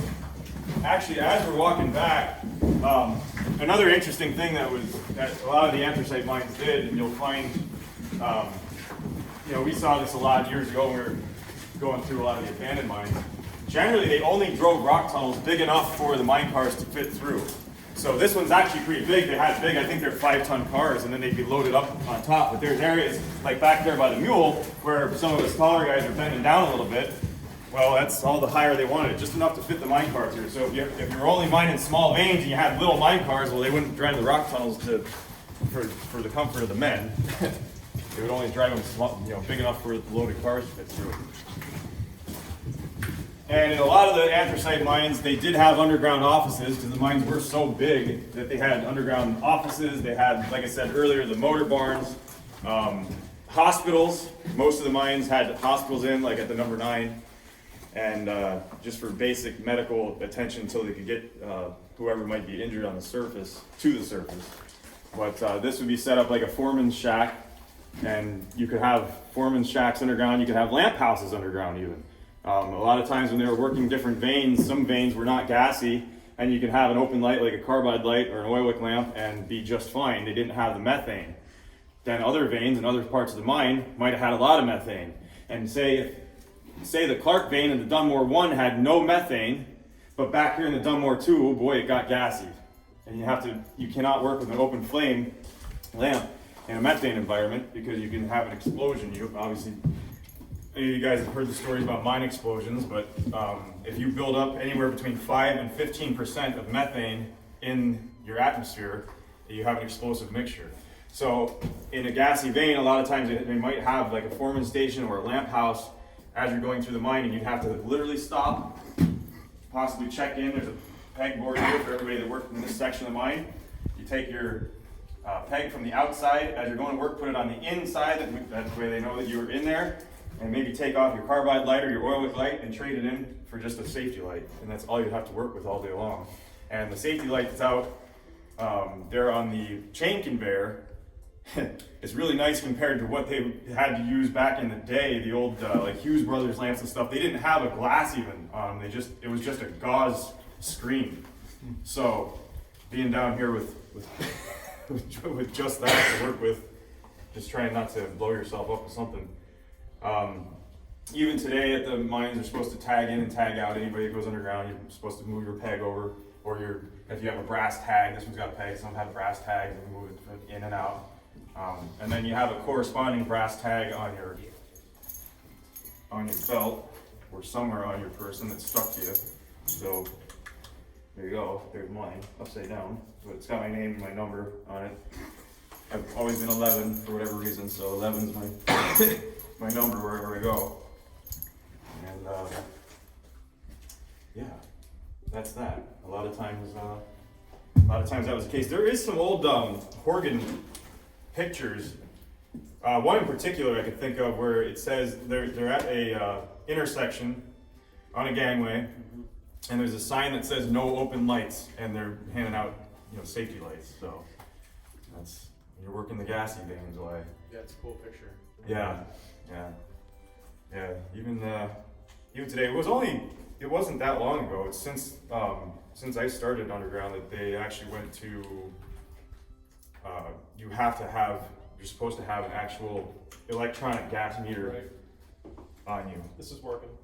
Yeah. It's on. Other than that, it was just the safety lights. Now they claim the safety lights aren't approved. You can use them supplementally, but you have to have a regular gas meter. That's a 4 gas meter, testing for oxygen, carbon dioxide, or carbon monoxide, methane, and hydrogen sulfide. So,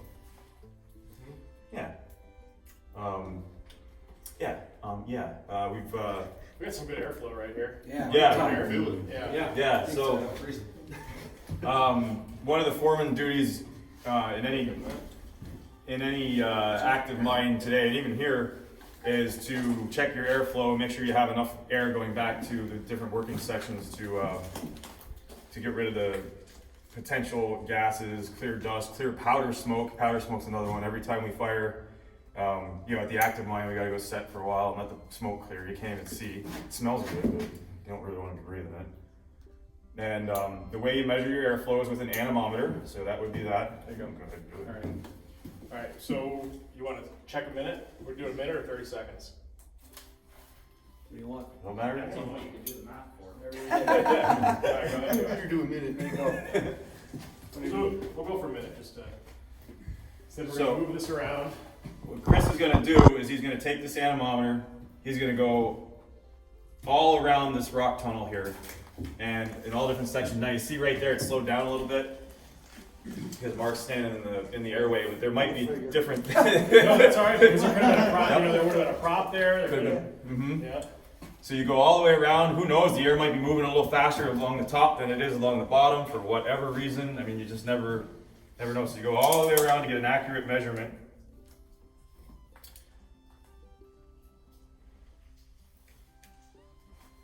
And then once he's done with that, what you would do is take your square footage of 10 seconds, Chris. of the area that you're measuring. I forget which one stops now, the top one or the bottom. 5, 4, 3, Just flip the top. 2, 1, stop. That's 1 minute. All right, so there's 3 dials on here. Looks like we got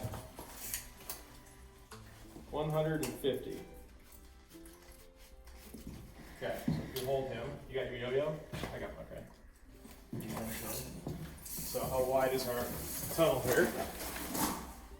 11 feet. Who's got their calculator? Simple math. 8 feet, so 11 times 8. 88. Okay. And then we're gonna times that by 150. 88 times 150, simple math. Now we pull out our trusty MSHA approved iPhone. Yes. 13,200 CFM. Now you also, this should have a corrective card on it for the calibration, but this one doesn't have that. So we're just gonna say it was 13,000 CFM right here, which is pretty decent here. Yep. That's yeah. And the correction card is for, you can actually send those anemometers out because they're still used, obviously, today. And every one of them, say it's got a little bit of dirt in the bearing or whatever, it spins a little. They all spin a little bit different. Maybe a blade's bent on one of them, so they actually can be calibrated by a company, and then they'll send back a correction factor based on what that anemometer is reading, and then you do your calculation with the correction so that you actually know what you have. Yeah. That'll clear smoke in a hurry. Yeah, well. Can open the door, that really. Yeah. Right. But cool. Yeah. We'll continue back through the rock, the number 2 vein. So we're going deeper into the valley now. We're basically going parallel to the slope, but straight into the mountain. We're going farther into the mountain this way. Well, next time I'm send your good. Yeah, thanks for sending all of us. That's one too. Yeah.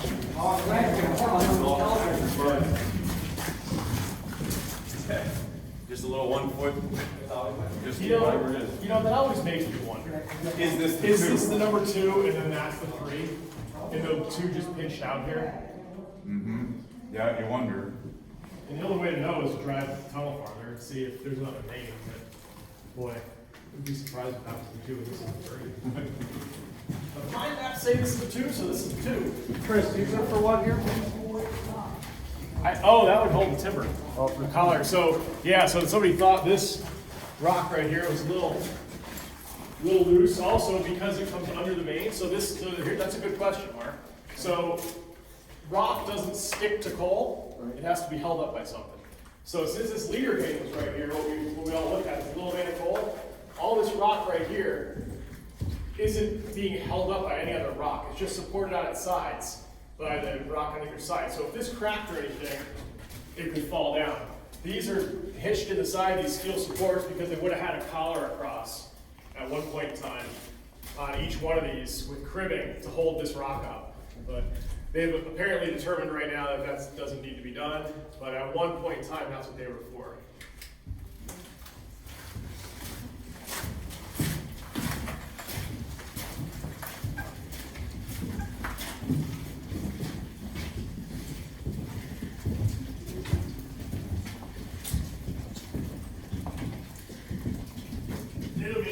Little vein. Oh man.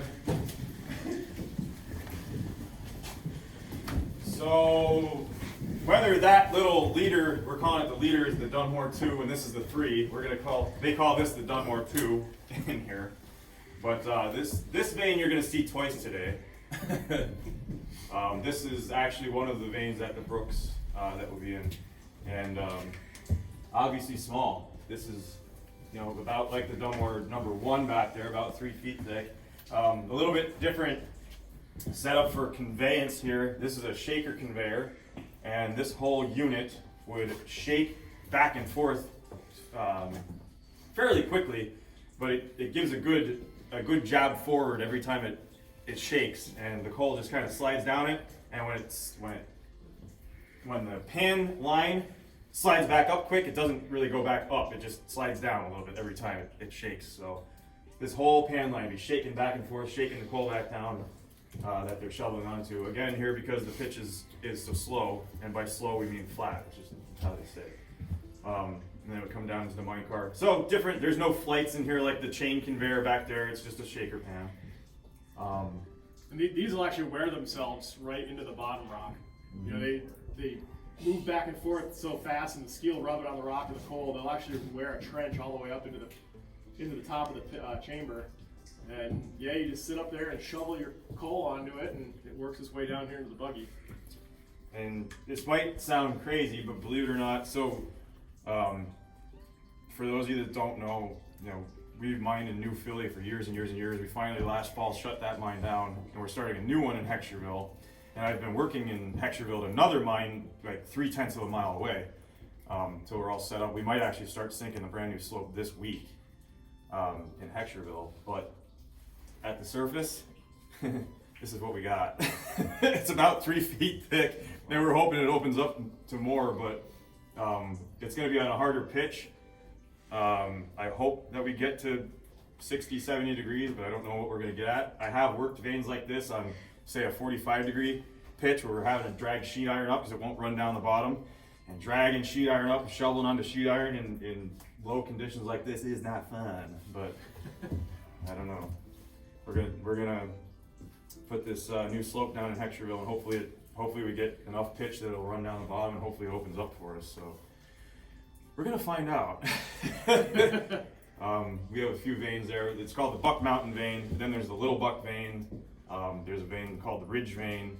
Then there's a Big Ridge vein. There should be 4 different veins of coal. Hopefully we can go after there. And in varying sizes. They do have, unlike this, I actually wish it was like the Dunmore vein here.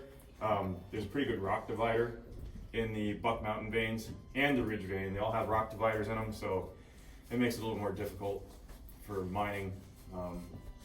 Like a rock divider, you know, it's just like it sounds. It'd be, you know, there'll be like 2 feet of coal and then a you know 6 or 8 inch or even a foot piece of rock in the vein, and then another you know foot underneath it or so. Yeah, there's actually 2 dividers in the Buck Mountain. But yeah, that's what we're doing right now though. So people look at this stuff and they say, "Oh my gosh, I can't believe they did that."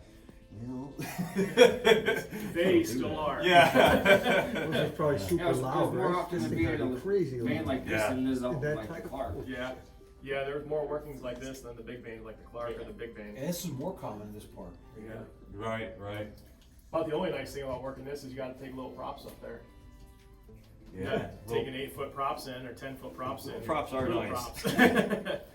Yeah. I said, we joke, you know, you're dying to go to heaven, you get a 5-foot straight pitch vein. And just go mining. With no rock divider, 5-foot props are not that heavy, straight pitch, and everything runs, you're just drilling up above your head, and everything, if you fired, it falls back down, unlike here where it would just lay, and then you gotta go up and shovel it. This doesn't even have enough pitch for sheet iron, so they have to run, you know, chain conveyor or shaker conveyor, but here the shaker conveyor makes more sense. So going, yeah, back in there, this gangway hooked around, and I don't know what they were actually going at. Maybe just development mine, trying to get somewhere or see what was back there. But this only goes around the corner, and it ends at. I think they were just using that as just to hold the cars. Oh, to store cars. Just to Okay. store cars, Yeah, yeah. that makes sense. Because if you go up, this does branch off in both Yeah, directions. right. Yeah. Did they ever talk to anybody to actually work this mine? Like when they're rehabbing it already? I just know the Soupy, that's about it. As you feel here, the airflow, and you can see the cobwebs or whatever. See it's bouncing around, Yeah, you dancing can see around on this there. guy's The hat. guy's there's hat, some- yeah, you can see slowly moving, yeah. So that tells you that this chamber doesn't go up and just end up there. The air is going somewhere. And if you notice the air door back here, that's that's the reason for that. This is actually that air door is actually sending the air up this chamber, and then it'll go across what's called a monkey heading, which would be the next. It's not like the gangway here, it's just crawling on your hands and knees, but it goes across and it'll parallel this next gangway that we're gonna go down over here. So, and it'll be more obvious what the air is doing as we go down the gangway here. So. Watch your heads. They're probably. I don't know if you want to jump on that phone. I'll tell them when we get back. It's 11 now. If he wants to place it charge, he'll be out there. Yeah, you can come. So this would be the airlock, and most of the active mines these days don't have airlocks like this anymore. We just set them up and we don't have to have the pain in the butt of the door. But it was very common to have airlocks throughout the anthracite mines, throughout any mine. For example, when I worked in Idaho, I worked in a silver mine for a while. and I'd be running the trip out. We were almost a mile back into the mountain, and we were hauling 5-ton. I had 5-ton ore cars in a trip, big Greensburg locomotive.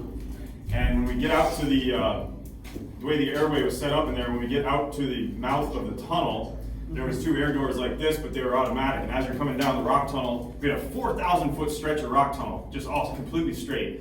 So you're sitting on the locomotive eating your lunch or whatever, just going along, and when you're finally getting closer out to the opening of the mine, there was 2 air doors. And as you're traveling along, you grab a rope hanging down from the roof, and it would automatically open the first air door, and you pull the trip through. And when you get in there, you pull another rope, the air door closes behind you.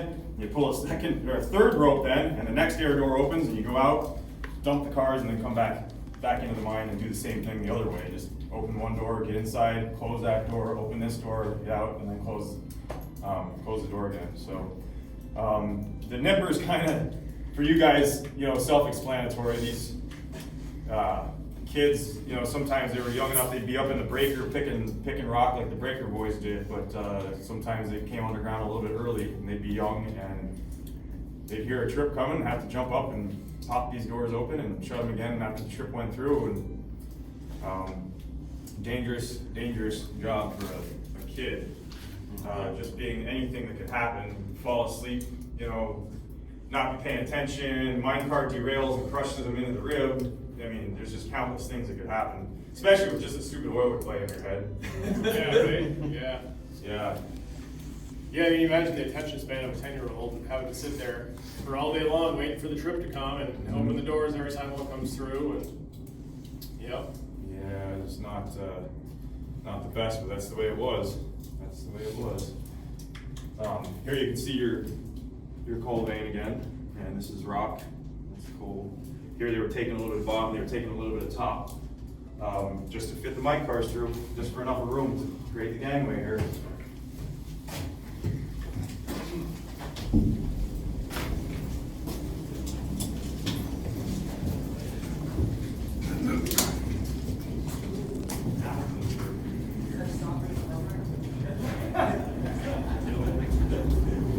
For you it is, for now.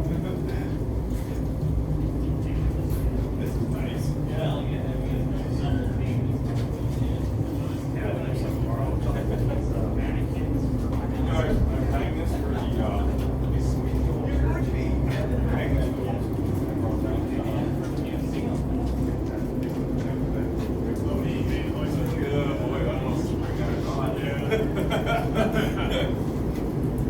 So this here is your number 2 fan, and like Chris said earlier, there's 2 different fans that ventilate this place. One ventilates the abandoned workings around the mine tour.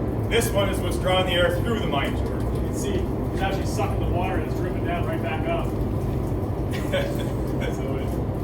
So if you jump up in there and take a leak, you're going to get it in the face. But as you go back, it'd be an even better example, but you see behind you the permanent stopping, the air is paralleling us up in the monkey heading and going all the way across, all the way back to what's called the last open, and it's coming down and then coming back to gangway here and then up to the fan. So it's just making a big loop just on the other side of these pillars up above us. It's paralleling us, and then it comes down and comes back over here and then out. They actually connected this back in the Clark vein too, back when it was active, to ventilate this area for workings. If you look up here, you see this stopping here? There's a rock slope right here that goes up behind this and intersects the Clark vein pitch we were talking about, where you go up for the pitch workings. There's a rock slope that intersects to that, so they can use this as a return airway to get the air from here back out to the slope. Back when this was a working mine. They also allow that, Chris, for escape purposes too, because that's what the two goes. Right, yeah. So this is the escape way, not just the fan. There's a capsule that would drop down this. It's a 36-inch borehole. Maybe it's 42. That looks like bigger than 36. Yeah. It's a 42-inch borehole, and there's an escape pod that we'll go check out on the surface. And they drop down here. Me and Banks have ridden it before. Have you ridden it, Scott? Yeah, I did it. And they let it down, and Then they hoist you back up. You just put 2 people in it at a time.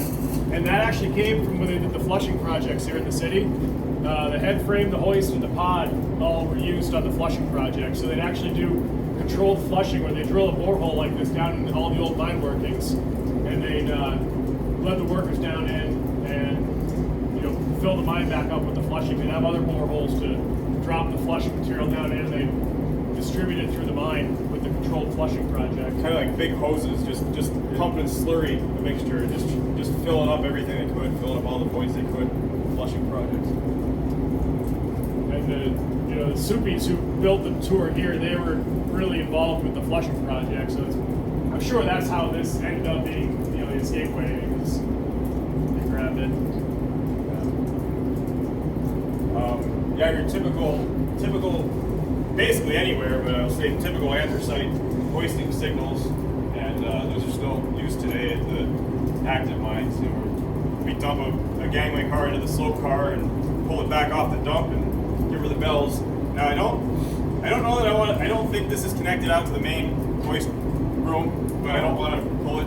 I can't imagine that it is. Scott, can you confirm that? It just goes out to the. You sure it's just right here? Yeah. Okay. That would be 2 for up. If you're at any point of the slope and you need to stop, a lot of times there will be a cable run down alongside, your mine car. Reach over, grab the cable, and give it one jolt to stop. And the heister knows, stop, thumbs up. 3 for down. This is very, very simple. A lot of times it'd be 4 for hoisting men, 5 to turn the air compressor on. But now we do have intercoms, like at the foot of the slopes. We actually talk to the hoisting engineer on the surface, but back in the day when you didn't have intercom, everything was by bell system. So, and if you see some of the old hoist signals, especially in the rock mines where they had, oh my gosh, you might have 10 different levels and then different codes for things you wanted at the different levels and stuff. You might be ringing almost like Morse code, like ring 2, 3, 4, 2, 3, 2 for this, 2. 1, 2, 7, all different kinds of stuff. So And long bursts and short bursts. yeah, long, short. Yeah, and you can imagine it can get a little confusing probably sometimes, but Get the gist of it. yeah.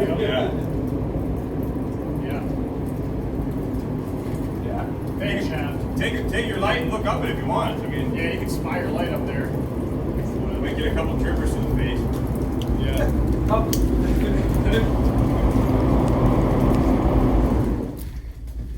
If you took this vein and you, like I said, kind of set out there, if you took this vein and just turned it up on a harder pitch, this is what we're mining right now, basically down at S&J Coal Company. It's very similar in terms of the height of the vein. It's just the pitch of it is a lot more. So your roof would be turned up more on like a 65-degree pitch set.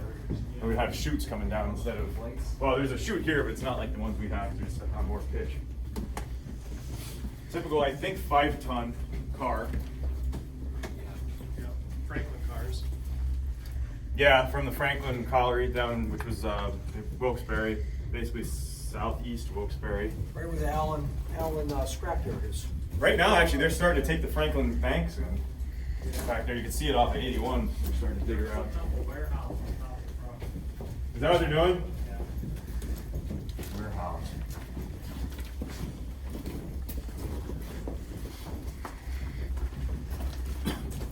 So this chute here goes up and connects with that monkey heading that Banks was talking about at the top of that other one. So that air is going up that chute where the shaker conveyor was, Out on the other side of the doors. across the face of the workings, sweeping for gas, and then back down this chamber and out the fan shaft. Yeah, I feel different, the temperature standing right here. Yeah. Yeah, you guys are in the wind. It's definitely colder right over there than it is right here. And it's actually working the opposite of what it does in the active mine. In the active mine, our gangway is our main intake air. And so all their fresh air would be coming down and then it'd be going up what's called the last open. So this would be the last open crosscut, which is where it would turn and go up to the monkey heading and then ventilate the rest of the workings up above before it eventually makes its way back out to the fan. Now here it's set up different because we're not mining coal and that's how they had to do it. But then from here, this would be what's called in the blind. Once you get past your last open where your last air connection is, there is nothing here. This is dead air, and like I said, in the blind. So from here, you'd either have to run a tubing, which we'll see over at Brooks, or you'd have to hang an air curtain in here that would draw air, that would force the air to come past the curtain, go across the face, and then it'll come back the other side of the curtain going the other way. So yeah, the curtain would go out to the face, come along here, back this way, and then close in here. So it would force the air to go around the face and back and outside. And then this would be just like developing the mine. You know, this would be the chute would probably go up to the first monkey heading, and they could run this up, 300 feet until they made another level. And then they would be coming out this way another 30 feet, which is probably about what we got here. Yeah, it's about 3. And then this, at the end here, you start driving another chute up parallel to that one this way. And somebody would be driving your chute here, and Banks would be here on his muck machine and Yeah. driving the gangway ahead. That's mostly lately I've been driving gangway, but I've driven it all, from gangways to chutes to monkey to breasts down there. The chambers going up in the northern field they were called chambers. In the southern field where they're on a lot heavier pitch, they call them breasts. So breast mining, slant mining. But lately I've been driving gangway, a lot of gangway work, and kind of the same, actually very similar to here. Like I said, I'll say it again. We have about the same vein thickness, and we are taking rock out to fit the mine cars through and to fit the mucker in. So just like here, we actually, our gangway face at the mine, I drill the coal face generally first, and then we get out the jackleg drill and we drill out the rock. And we have to fire that as well. And usually when I set up my shot pattern, I'll fire the coal out first. So like say here, you might have 8 holes across this face, starting over, this kind of came in a little bit here. It looks like it's got some rock coming into it, but you'd fire out a breaker hole somewhere in the center of the face, what's called a breaker hole, and that would create a space for everything else to fire into. So you'd start in the middle of your face generally with like a breaker hole, and then say you had a top hole over here, and a top hole over here, and a bottom hole over here, and a bottom hole down here. And just whichever one's the closest, you fire towards that breaker hole that you had already fired out of the middle, and go from there. If you start with your breaker hole there, that goes off, boom, then that coal's jarred and probably pushed out of the hole, and then you go to your next closest hole, say it's this top right hole, fire that one, and then all that coal's gonna break off and shoot down into this open space. Now you have a double open space here, so let's take this other top hole and fire that one down into this open space in the middle. Now let's take a bottom hole and fire it up into that open space, and take your other bottom hole and fire it up in that space. And then if you have 2 more, a top and a bottom hole over here, fire them over into the open space. And so you start in the center and work your way out when it comes to your shot patterns. Generally we drill 6 foot cuts every time. So obviously here they took an extra cut before they took the rock out, or the coal face would be right with the rock, and that's how I keep it, is I fire everything at once. So this would be solid coal here, and you have the rock as well. And then once the coal's out, rock's obviously a lot harder. It's a little bit harder to blast. So you get that big open of the coal being out, then you come in and start popping your rock holes off. And here it's pretty easy, because you could just, you might put 4 rock holes across the top here and 4 rock holes across the bottom, and just start popping them straight up into the open where the coal was then. So if this was a complete rock face, if this was all solid rock, you would actually start with what's called a burn pattern in the center here, say a 5-hole burn. And a burn pattern just means that you're drilling a hole directly in the center of the rock face, and you don't actually put dynamite in that, but you have holes very close to that center hole in a diamond pattern around it, and you fire whichever one's, just eyeing it up, whatever one's the closest to, that's called that burn hole that's just open. You fire that one first, but that burn hole just gives it a relief, gives that rock a place to fire into, to break into, a place to go.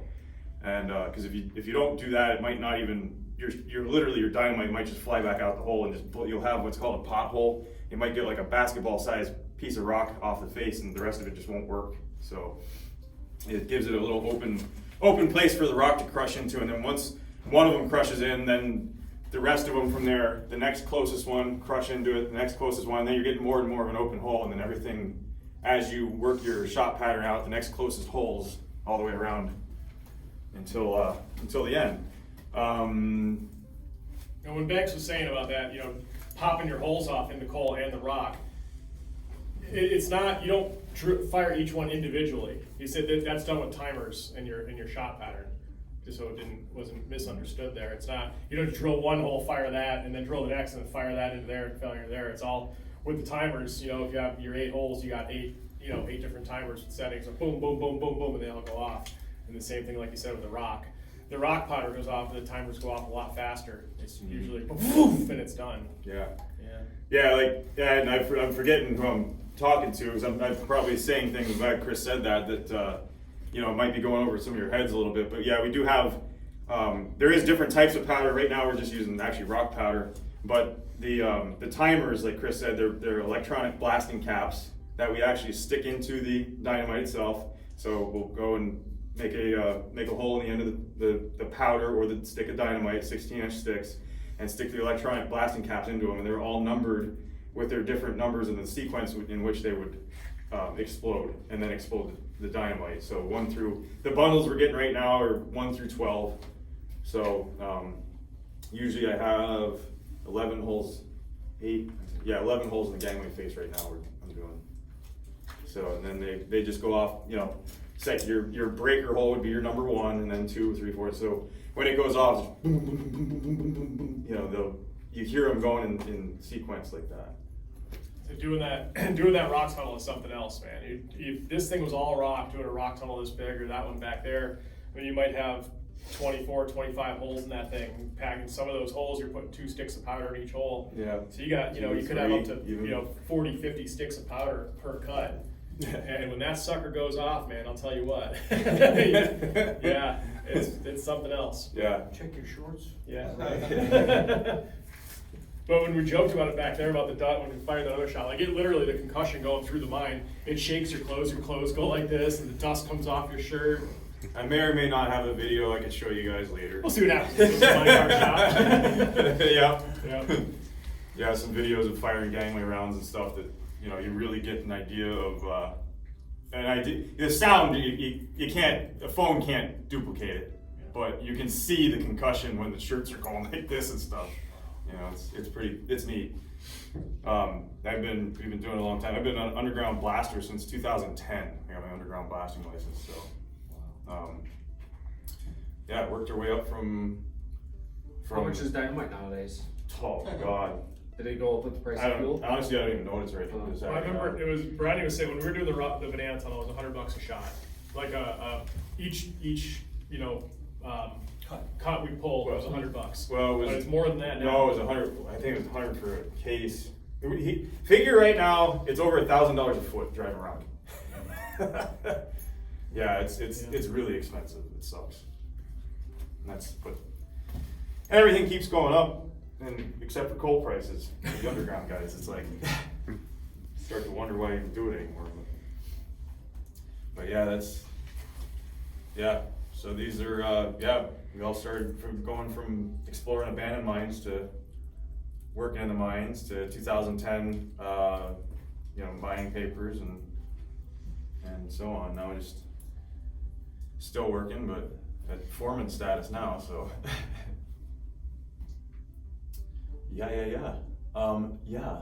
Anything else back here?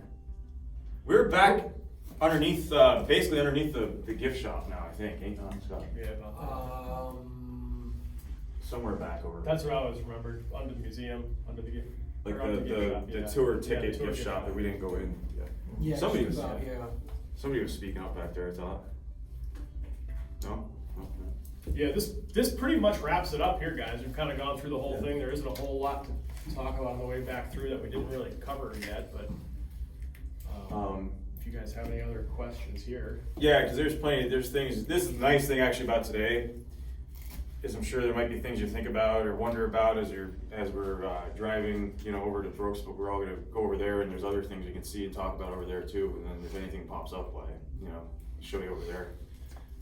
That's kind of a lot like this actually. So we got a little surprise for you guys with that one. That we didn't advertise just because we didn't want to, but we talked to the state mine inspectors on Monday, and they're gonna let us take you guys in Brooks to the end of our timber work. So, and we got in there a little ways. Our last work section, we kind of knocked it out pretty good. So we can't go through the whole mine, but you guys will be the first group in there. So that'll be kind of cool. Yeah. Which is where Scott's gonna get into his mine lamp speech and all that. So it's not a big mine, but it's our project. We're pretty proud of it. So it's kind of our baby. It's pretty cool that. Yeah. You see what we're doing and stuff. It's just. Yep. Yeah. So that's that. Here, I guess. Shall we? Yeah. Any guys? Any specific questions here? Lackawanna Mine Tour questions? Nothing. No. Cool. I guess we must have covered everything. When you're doing, when you're doing dynamite work, what kind of accounting do they require for? You're using a case. How many are in a case? 44 sticks. 44. So you have to make accounting using 44 sticks. Yes. And report that back to somebody who cares. No, there actually is a very strict regulation by the ATF, and especially since 9/11. You know, that's when stuff really just. It's all logged. Everything's logged. Yep. In fact, every time anybody goes to the powder magazine to grab, if they need more powder, if they need more blasting caps or timers, as we call them, you have to call it outside the surface. They mark it down right away. What went out of the magazine? What's still left in there? You know, how much you're using and stuff. Yep. Do you keep the powder underground or above ground? Underground. You know, they don't like. You could keep it in a secure powder magazine on the surface, but they really don't like that anymore, just because it's a lot harder to have somebody go in underground, break in and steal it. You know, it's just more secure underground. So it's in a separate heading off the slope, completely separate from everything else. Cool. Well, I guess we'll take a walk back, huh? Yeah. There's another tour in here right now. Yeah. So we'll just try to be quiet, passing those guys, and Don't be touching anybody or anything. yeah, Don't don't. be weird. This one was pretty good, so don't jump off of ours to go on to the next one, because then you're gonna miss Brooks. Because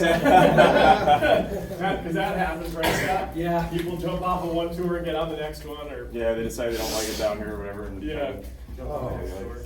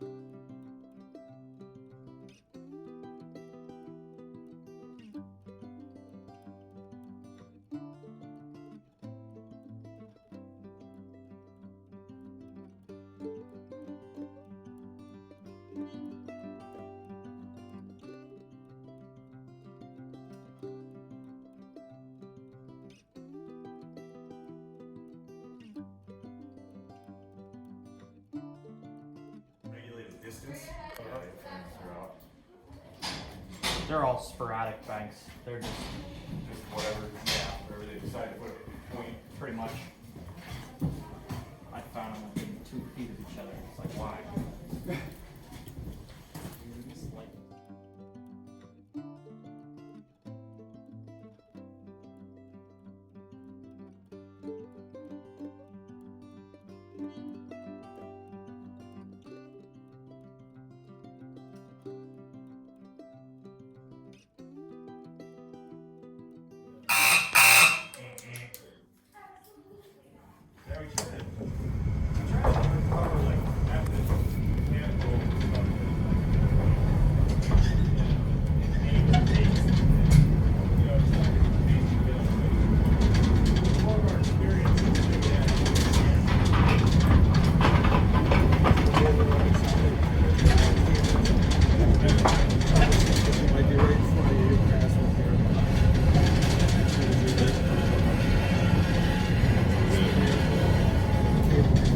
Second heading's right around the second corner of it. I did see that.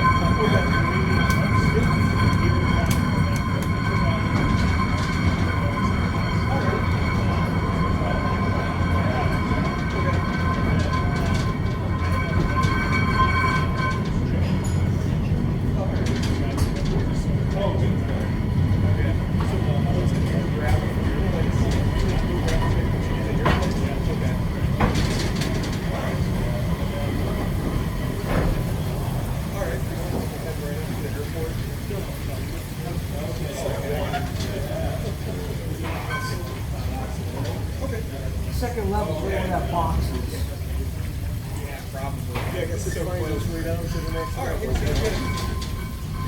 If you look to your left right there, you'll see right back in there.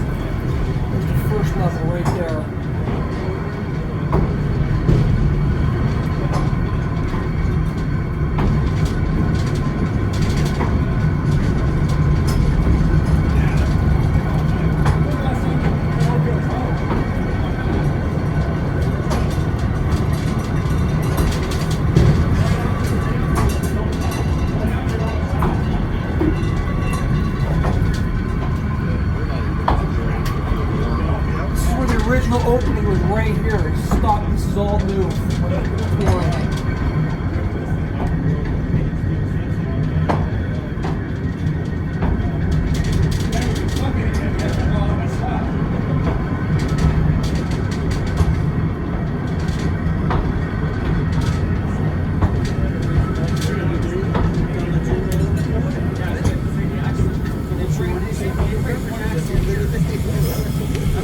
You wonder why. On the way home. Yeah. Don't even make them.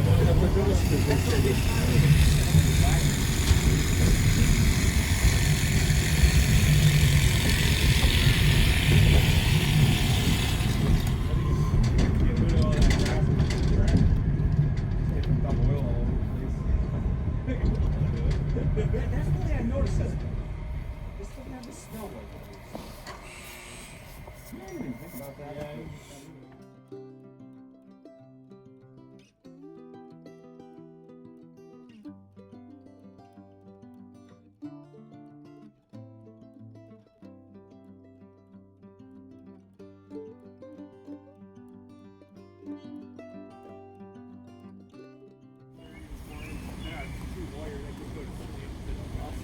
Like 5:30.